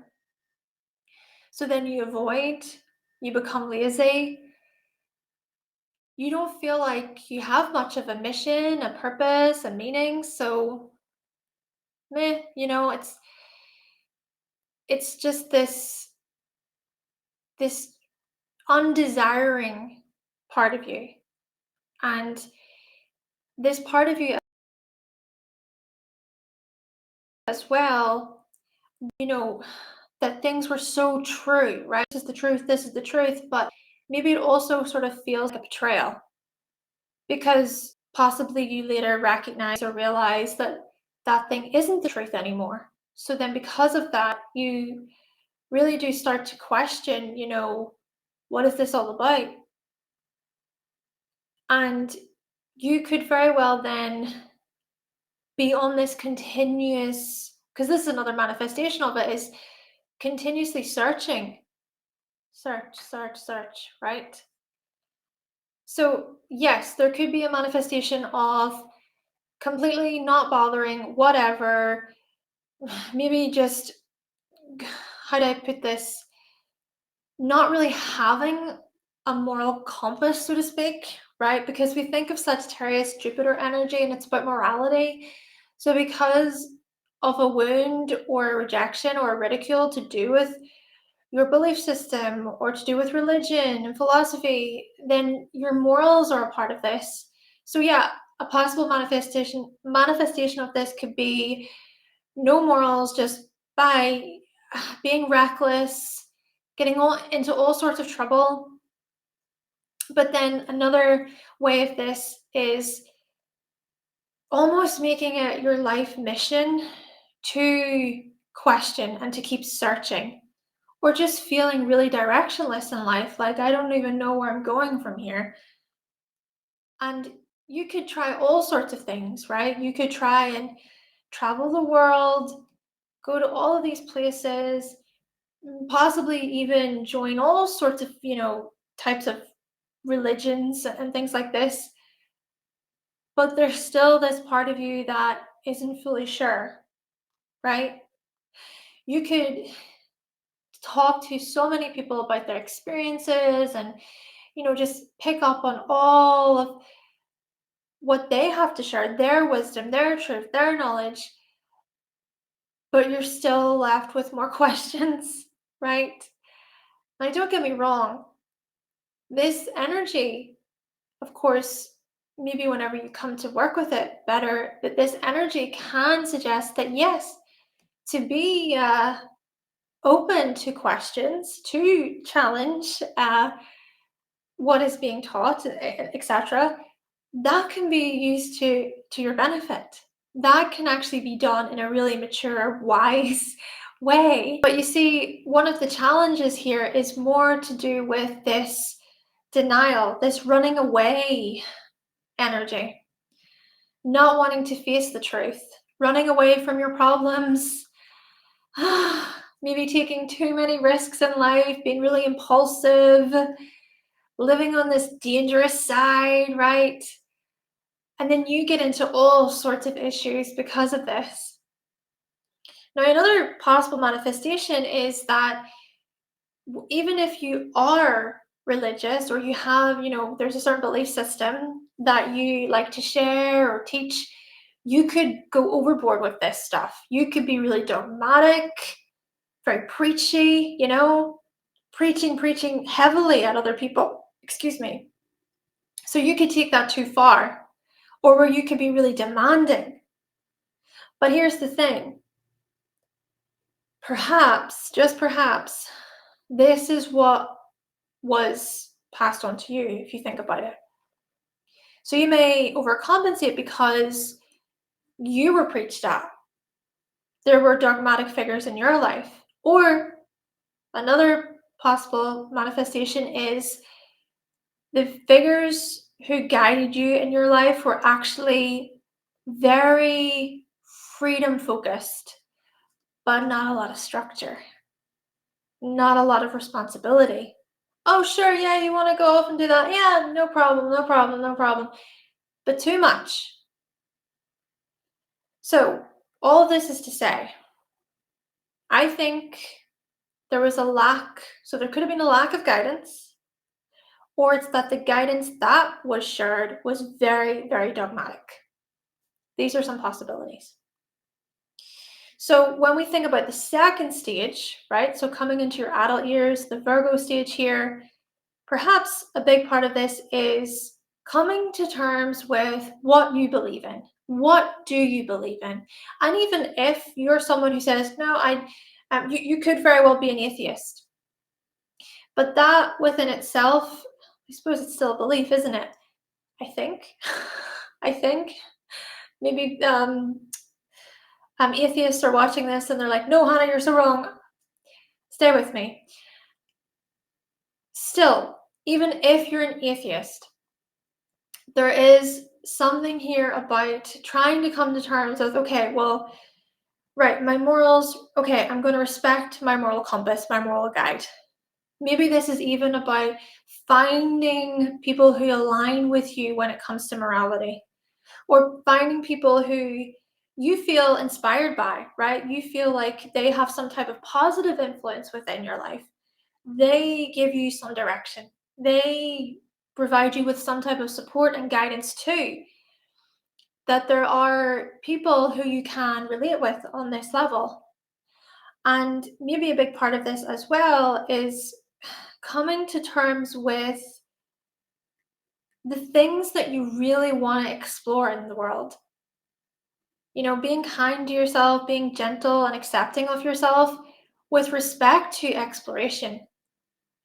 Think of it this way too, right? Let's say, as an example here, that with Chiron and Sagittarius, certain things were shameful because maybe the morality or the teachings, the principles did not align with a particular way of behaving or a particular action. So whenever you went to do said action, you were really ridiculed heavily, shamed heavily. And so maybe as well, within your adult years, the acceptance is surrounding whatever the action was or is. Of course, there's nuance to this. I just want to be very, very clear. When we think about shame isn't necessarily a bad thing. Shame can even be used as a type of guidance. So stay with me here. What I'm trying to get at is, let's say, for example, that you do possess a certain moral compass, but you go against it. You go against your moral judgment. So because you go against it, you feel shameful. But it's that shame that reminds you that, you're not on the right path then. Get back on the path. Get back on the path. Right? So shame can be useful, is what I'm trying to say. But what I'm also trying to further get at is perhaps the shame associated with such a moral or a teaching, you feel like, but really, that doesn't actually align with me. Is it just that I was told that thing was bad? So what I'm trying to really further get to here with you folks is your compassion and your acceptance comes from trying to figure out how you wish to experience your life, be guided throughout life. What are your beliefs? Truly, what is it that your moral compass is guiding you to do, guiding you toward? Even just holding some sort of space for healthy exploration and openness, and to possibly to establish some healthy healthy responsibilities and limitations. I think that's even a beneficial thing about religion. Religion can create some type of order and healthy boundary within our lives too. Even faith could be a big thing here, religion or not. Faith perhaps is something that you come to really work with more strongly. Facing the truth as well is another possibility, right? Facing the truth within situations, even if the truth is something you don't want to hear or is something you don't want to face. But then we also get to the third stage, the Sagittarius stage, 50s and beyond. And this is where we really see you stepping into your power, if you will, especially because Chiron is in Sagittarius. So this could truly be about you acting as this sage, this wise individual. Then again, you may not see yourself as wise, because it's the whole thing about being wise is you're not going to. So a wise person doesn't declare that they're wise, but we could see with you becoming really quite the mentor for others, and possibly using your own morals or your own beliefs, your belief system, even your knowledge, and then the courses you take on, the training that you do, the exploration that you perform, the adventures that you go on, all these things just create experience. But you could use all of that then to your benefit as a way to pass on information to the world, where you can act as this mentor, this teacher. And this could show up naturally in many different ways based on who you are in life and your situation. Okay, let's now think about Chiron in Capricorn next. Chiron and Capricorn folks. So we have been going with this process. The first stage is your younger self, the wound. And I want to say this to begin with, thinking about a physical wound. We've been going with this for all of the Chiron signs. A physical wound based on the sign. So physical wound for you could show up as the bones, right? There could be some sort of wound tied to the bones, your skin, your knees, possibly. Capricorn rules these body parts within astrology. And as for this first stage, well, here we see a potential wound to do with, right off the bat, recognition. Recognition. This could show up as you not being recognized or feeling recognized by your parents. This could show up as you accomplishing something, achieving something, but your parents were not there to support you, or a parental figure wasn't there to support you. And when I think about how Chiron in Cancer showed up as this engulfed mother, or this sort of over-consuming mother, or a challenging relationship with the mother, well, we see this here when it comes to the father. So Chiron and Capricorn could show up as a father figure who was very demanding, very controlling, very domineering, or a father who was absent, who was cold, who was distant, and who didn't recognize you. Whichever way you look at this, whether the father was all-consuming or wasn't present, there's a lack of recognition from the father. Once more, to be very clear, I am not shaming anybody nor judging anybody.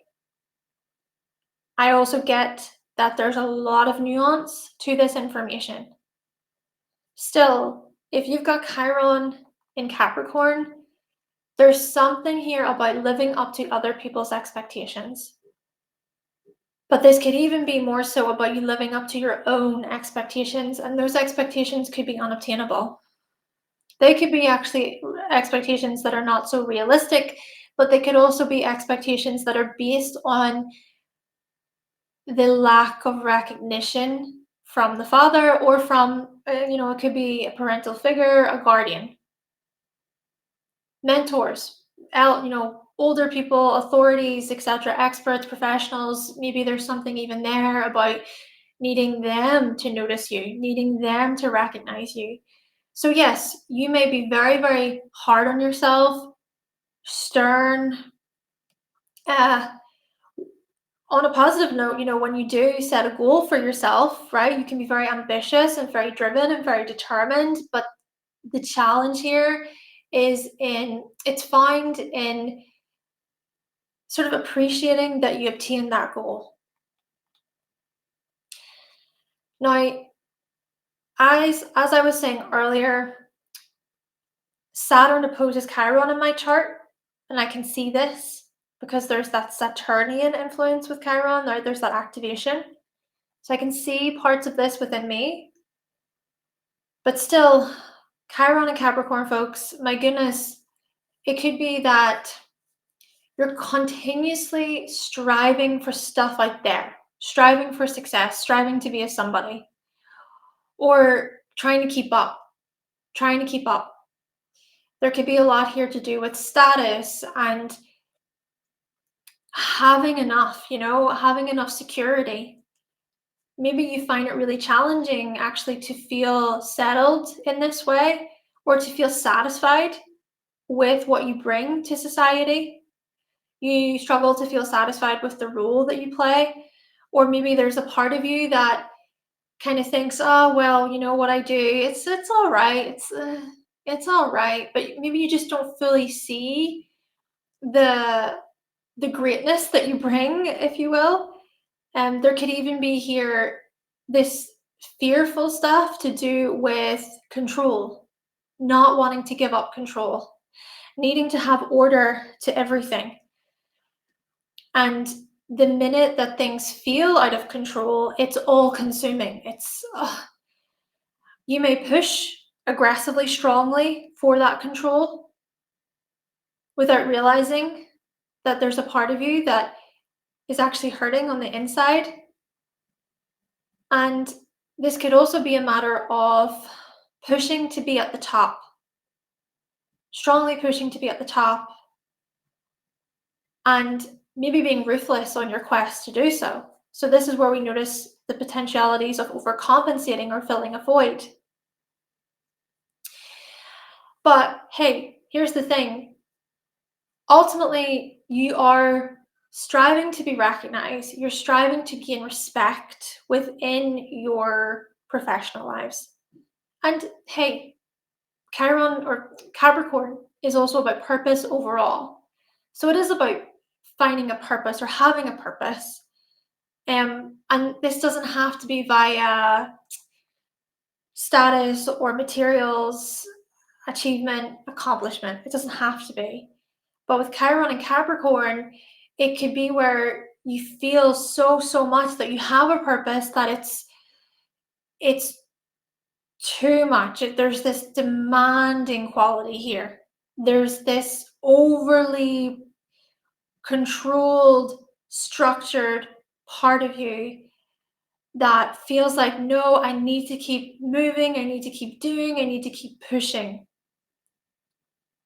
So when we think about the second stage with Virgo, this is where we notice into your adult years, where self-acceptance here and healing here is more so about coming to respect yourself, coming to recognize that actually, yes, you can see that you're hardworking, you're dedicated, you're devoted. Any company would be lucky to have you. Also, being able to see which expectations that you place on yourself and others that are unattainable and they're not realistic, actually. You may think they're realistic. And then as well, this could be about coming to terms with your own inner authority, your own inner guidance there. Because Capricorn is so much about inner authority, inner recognition. How often do you recognize yourself? Can you come to recognize and respect yourself? Think about it like this too. With Capricorn comes longevity. It comes, putting in the hard work, the whole being dedicated, the whole self-mastery stuff to do with Capricorn. So with Chiron here, maybe as you do start to mature, you start to come to terms with, okay, I am building. I am working on this. I'm improving on this. I can see that within my professional life or within my role, my role within society, etc., I'm doing good. I can see the benefits. I can see how my responsibilities are important. And this is also about having some type of structure and order to things without it becoming overly possessive or demanding or domineering. So yes, maybe as well, it's sort of saying, yes, okay, have structure, work towards your long-term goals, but also allow for some type of freedom and flexibility. It's interesting to think about Chiron and Sagittarius versus Chiron and Capricorn, because Chiron and Sagittarius says allow for some structure there and responsibility, but there's also the freedom piece. But then with Chiron and Capricorn, it says, yes, there's so much about responsibility, and dedication and structure, but also allow for a little bit of that wiggle room. Life doesn't have to be so controlled and measured all the time.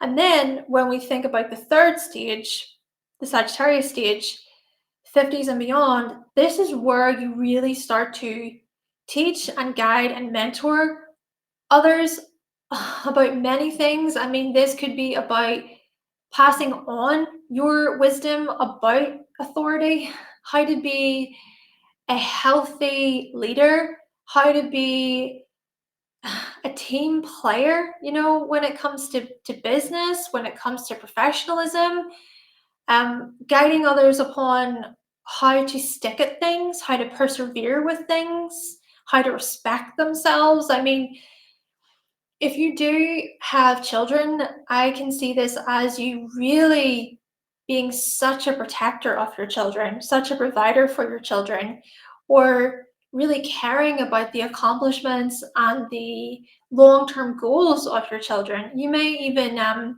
think about the long haul when it comes to whatever you're building, and then that within itself shows maturity on your part. Okay, now we're going to turn our focus to Aquarius, Chiron in Aquarius.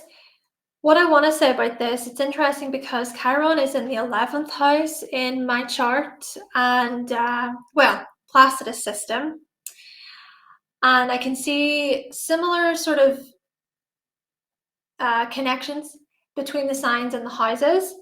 But I do want to remind you, when it comes to the signs, we're really focusing on the how, and then within the houses, we'll focus on the where. All right. So the first stage here, the younger self part of this with Chiron and Aquarius, just want to say when it comes to the physical wound could show up as a physical wound to your ankles, your shins, your calves, these areas. I've been doing this for all of the Chiron placements, just thinking about the signs and the body parts they rule and how those physical wounds may show up. Okay, so first thing I want to say is there could be some type of wound to do with being involved, being included, being a part of the tribe. Here's something I want to be very clear about. Not being a part of the tribe and being rejected by the tribe, that was seen as death. That was seen as death long, long ago, right? And I'm talking about our basic primal instincts. So there's something here about you, quite possibly, being pushed out of the group, treated like an outsider. Or it's that there's a wound to do with looking in, right? Trying to look into situations, groups and clubs and cliques and things like this, especially during your younger years, your early schooling days, right? So there's a part of you that wanted to join in and wanted to be involved, but you just didn't know how. You didn't know how to build that community. You didn't know how to be a part of a friendship group or a club. There was just a lot of insecurity there. But again, here's the thing, such insecurities and challenges may have been linked to possibly your family. So I'll give you some examples. Here. One manifestation of this could be where, yes, as you went to join in, as you went to try to include yourself, you were seen as weird, unusual, a freak, whatever, cast out. Another manifestation could be where you didn't even know how to enter into the social circle altogether. And the part of the reason for why you find that so challenging was because the family that you grew up in, right? Because this is what I've been learning from through therapy, is that the family that we grow up in is the first experiences that we have with relating to others, right? With community there, with belonging. So because of challenges with the family unit, trying to then join in with others out there in the world, difficult to do. How do you put yourself into that? Feeling like there's something wrong with you here too. The word that I said there was a freak. So the whole feeling like a freak stuff, this is where we see why, why me? Why am I being treated like this? I mean, you could have been, bullied by people, bullied by people who you thought were your friends here with Chiron and Aquarius. And another thing is, even though you may join in, even though you may be part of a group, there's a part of you that still feels like you're not a part of it. You feel so lonely within it. You feel so distant. You feel like you can't connect with other people. Experience here. Like I said, Chiron is in the 11th house in my chart using the Placidus system. So there's some similarities between the sign and the house. But anyway, I relate to this information. I remember joining groups in church, school, the caravan site that I went to as a kid, and just feeling so alone. Even though I was a part of the group and people would welcome me in, I'd be sitting there. Oh, I could not relate. Didn't know how to join in. It felt very isolating. So you may relate to this if you've got Chiron in Aquarius. And it could also be where your generosity, because Aquarius is a very humanitarian sign, it can be very generous. So your generosity could have been rejected. It could have been ridiculed. It could have been judged heavily. So you just trying to be kind, you just trying to be that good-willed sort of, Chiron and Aquarius person, that was seen as shameful. And why would you do that? Questioned. Or this could have been where you actually used your generosity and your giving abilities because you wanted to feel like you belonged. You wanted to feel like you were part of something. But maybe you would overextend too much because you wanted to connect. I don't even think it's about being liked. It's deeper than that, right? With Aquarius. It's not about being liked.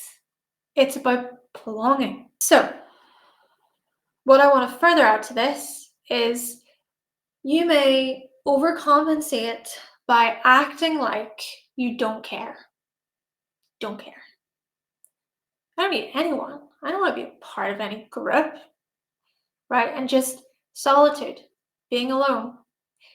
I want to say, for me, I prefer my solitude. I am coming to terms with, I've seen this before online where I would rather be in solitude, right? I'd rather be on my own than involved with friendships or involved within groups where I feel like I don't belong, where I feel lonely anyway. I get that. I totally get that. And I also want to say that I love my alone time. But what I'm also trying to get at is there are people out there who can share in union with you. There are people out there who will embrace and welcome and care about your differentness. And you can also welcome and care about their differentness. And it's not about trying to force yourself to fit in or to be something that you're not. But it's about, I feel, allowing for those people to come into your life. So the overcompensating could show up as, even when those people come in, you're still in this mindset of distance, detach. Oh, I don't want them getting close. Oh. But that stuff could be linked to other, past situations where you have been scorned or wounded or really hurt there. So like I said, this could be where the overcompensation happens. So maybe a part of this is coming to terms with more of that emotional part, that there is a part of you, I feel, that wants to feel that emotional connection within groups, within communities. Don't get me wrong, I do see this as you feeling very, very deeply. But again, I think a big part of this is not avoiding, okay? Avoiding relationships, avoiding the connection, cutting the connection off before, you even get a chance at, properly getting to know others. Yes. Now, second stage, Virgo. Coming into your adult years, this is where we see a lot of the acceptance piece. This is where we see a lot of the kindness and the gentleness and the integration. You possibly coming to accept the part of you that does want to be included, and the part of you that can accept and embrace your differentness and the uniqueness and the differentness of others. The part of you that can be weird, if you will, to allow your weird quirks and eccentricities to come out, but to also be kind of happy and engaging about other people's little quirks and eccentricities, etc. So yes, this is where a lot of the healing comes in, and the compassion too. The compassion toward community and togetherness and friendship, fellowship. And then with the third stage, the Sagittarius stage, this is where we see you really guiding others when it comes to this stuff, right? So 50s and beyond, this is where we notice you teaching or mentoring with respect to the group, maybe assisting others within community, or helping the younger generation with community, and even helping them through their own internal difficulties with relating. Because this is the thing, I feel as if what I'm saying is actually a very normal thing to go through for people. So stay with me. What I'm trying to get at is that many, many, many people feel weird. They feel unusual. They feel like like an alien, right? Like they feel like they can't relate to others. They can't connect so well. So you could perhaps act as a bit of a mentor or a guide to those who are younger, to those who may be struggling with that involvement themselves, especially because you notice it. You can see, oh, I've been there. I get that. I felt like an outsider myself. I used to isolate myself all the time. I used to push people away all the time. So yes, you could come to truly mentor and teach through this lens. Lastly, we have Chiron in Pisces. Chiron in Pisces. So I want to mention that in my chart, Chiron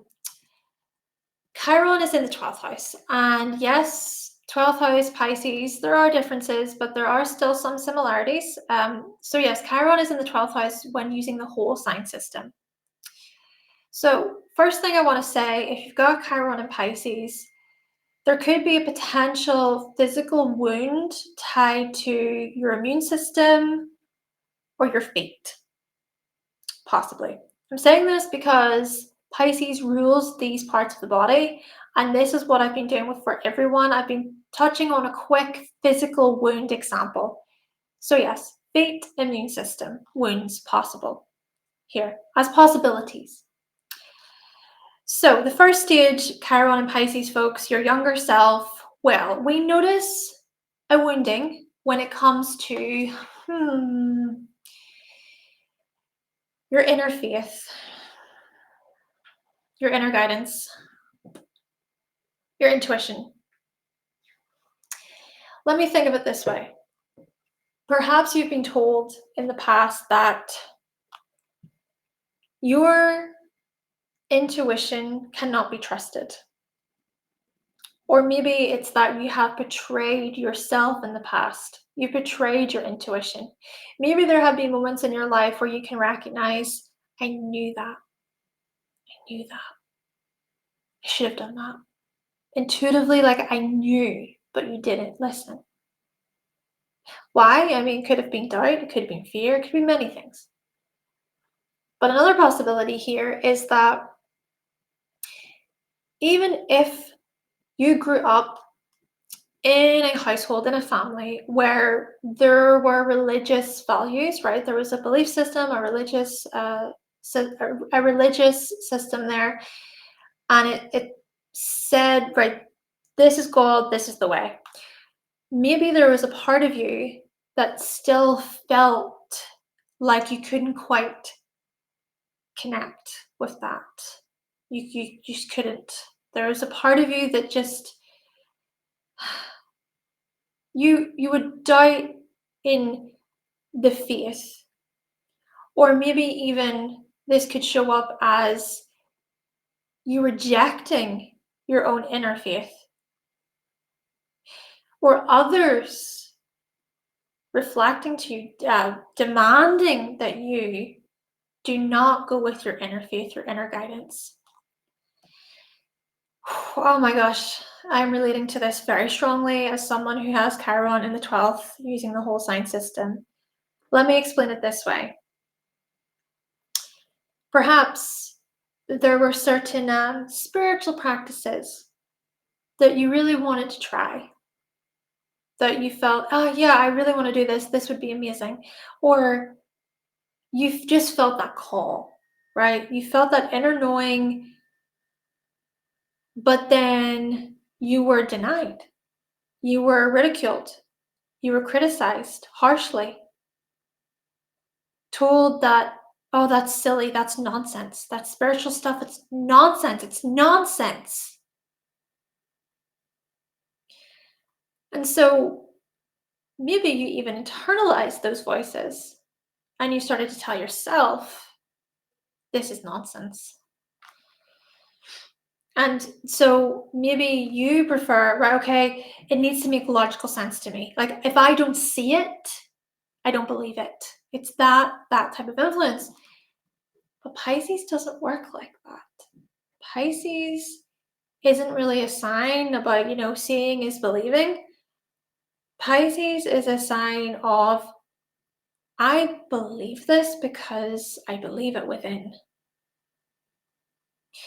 So this is where we see a potential wound here about inner knowing, intuition, following your spiritual guidance. Though, another possibility could be that you were ridiculed as being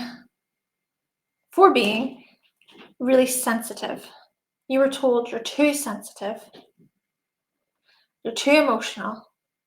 It's a lot, too much.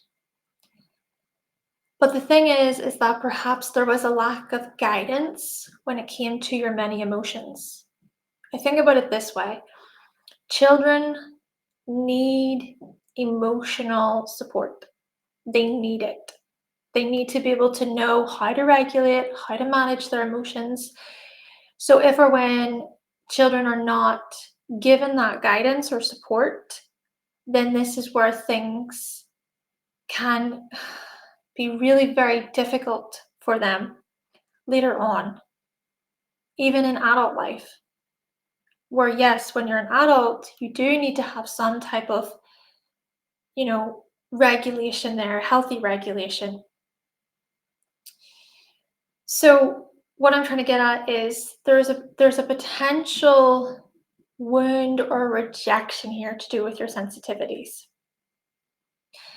And another possibility is that you may worry that what you do share is a lot for other people. Maybe you don't want to burden other people. That could be it, right? You don't want to burden other people with your many feelings. But then the thing is that because you try to keep so much in, it could get to a point where it just all pours over anyway. It all just comes out and it seems so nonsensical. It seems so illogical. Like, what? Why is this happening? But all of those little moments that led up to that point were a part of it. And then another thing here is you possibly getting into situations where there was a lack of, there were a lack of boundaries. Boundaries, we see here with you not even having healthy boundaries for yourself. So there's a part of you that may even victimize yourself slightly.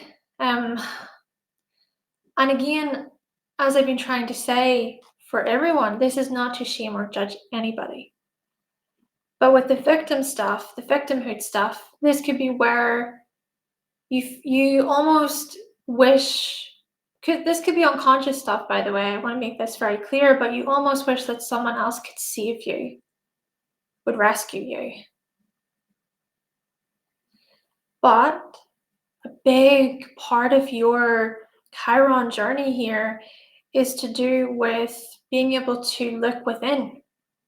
And maybe a big part of this is seeing where you might have cut off your connections with divinity, with compassion, forgiveness, unconditional love. I mean, when we even put faith to the side for a minute and we just think about love, this unconditional love, this empathy, this holding space for yourself, compassion, these things, well, that unconditional love may have been wounded. And what I'm trying to get at is what you thought was unconditional love within a situation. Maybe this could have been from your parents, from a lover, right? It doesn't just have to be about the family. This could be a relationship.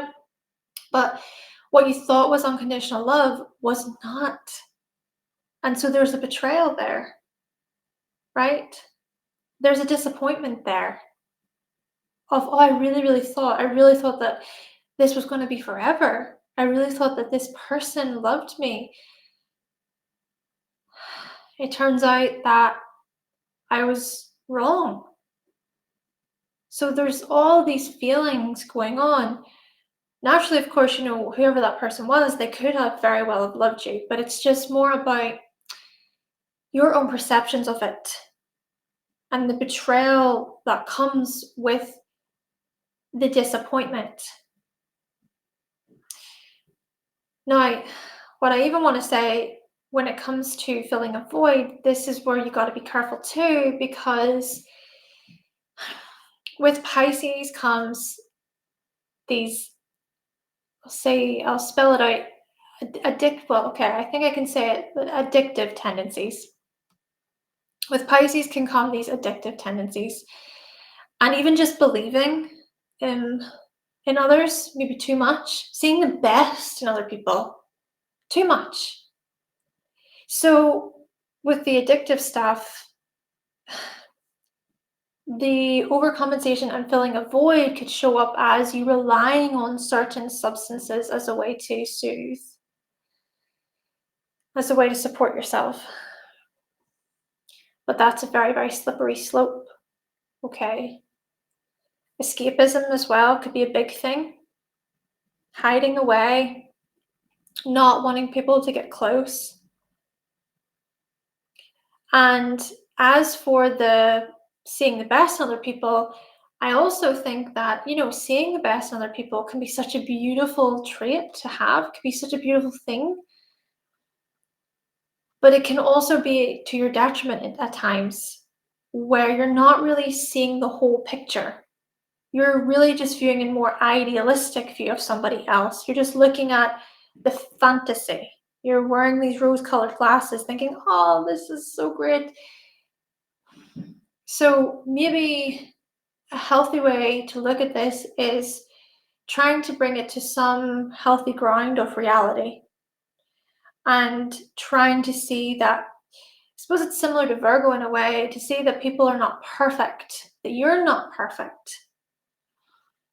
and maybe trying to be conscious or bring awareness to times when you project your own fantasies and visions onto others. Naturally, we can do this in healthy ways too, but for you, maybe you do this because there is this part of you that's longing so, so much for that unconditional love, for this all-consuming love. But the thing about that is that's not based on reality. That's maybe something that you see in the movies, in fairy tales or whatever, but that's not based on real life. So when we think about the second stage with Virgo coming into your adult lives, I think you start to see things in a more holistic way. It's interesting, because like I said, Chiron is in the 12th house in my chart using the whole sign system, but then Venus and Neptune are the same degree in my chart. I've got Pisces on the 7th house cusp. I can see all of these connections here for me. But yeah, I think for you coming into your adult years, it's almost like someone bursts the bubble. And I'm not trying to say that that's a bad thing. I think that's actually a good thing of, bursting the fantasy bubble and welcoming more of a healthy dose of, yes, idealistic, imaginative, oh, this is beautiful, but also welcoming pragmatism, welcoming some healthy, realistic views, and just seeing that everybody has their good days and their bad days. Everybody has their flaws, right? You also have your own flaws. And maybe a big part of this too is being able to see that it's not up to you. It's not up to you to save other people either, because that's a thing. There could be a part of you that wants to be saved, but another part of you that saves other people. That you're going to be their knight in shining armor, so to speak. You're going to be the one in the storybooks who, rescues or the one who is rescued, right? You're the damsel in distress and all. So again, I'm saying this with love. I'm coming from the heart as I share this. But yes, I think the healing and the integration comes from such understandings. And there's beauty in that, there's beauty in coming to terms with truth, what the truth is, even if the truth is something that is upsetting,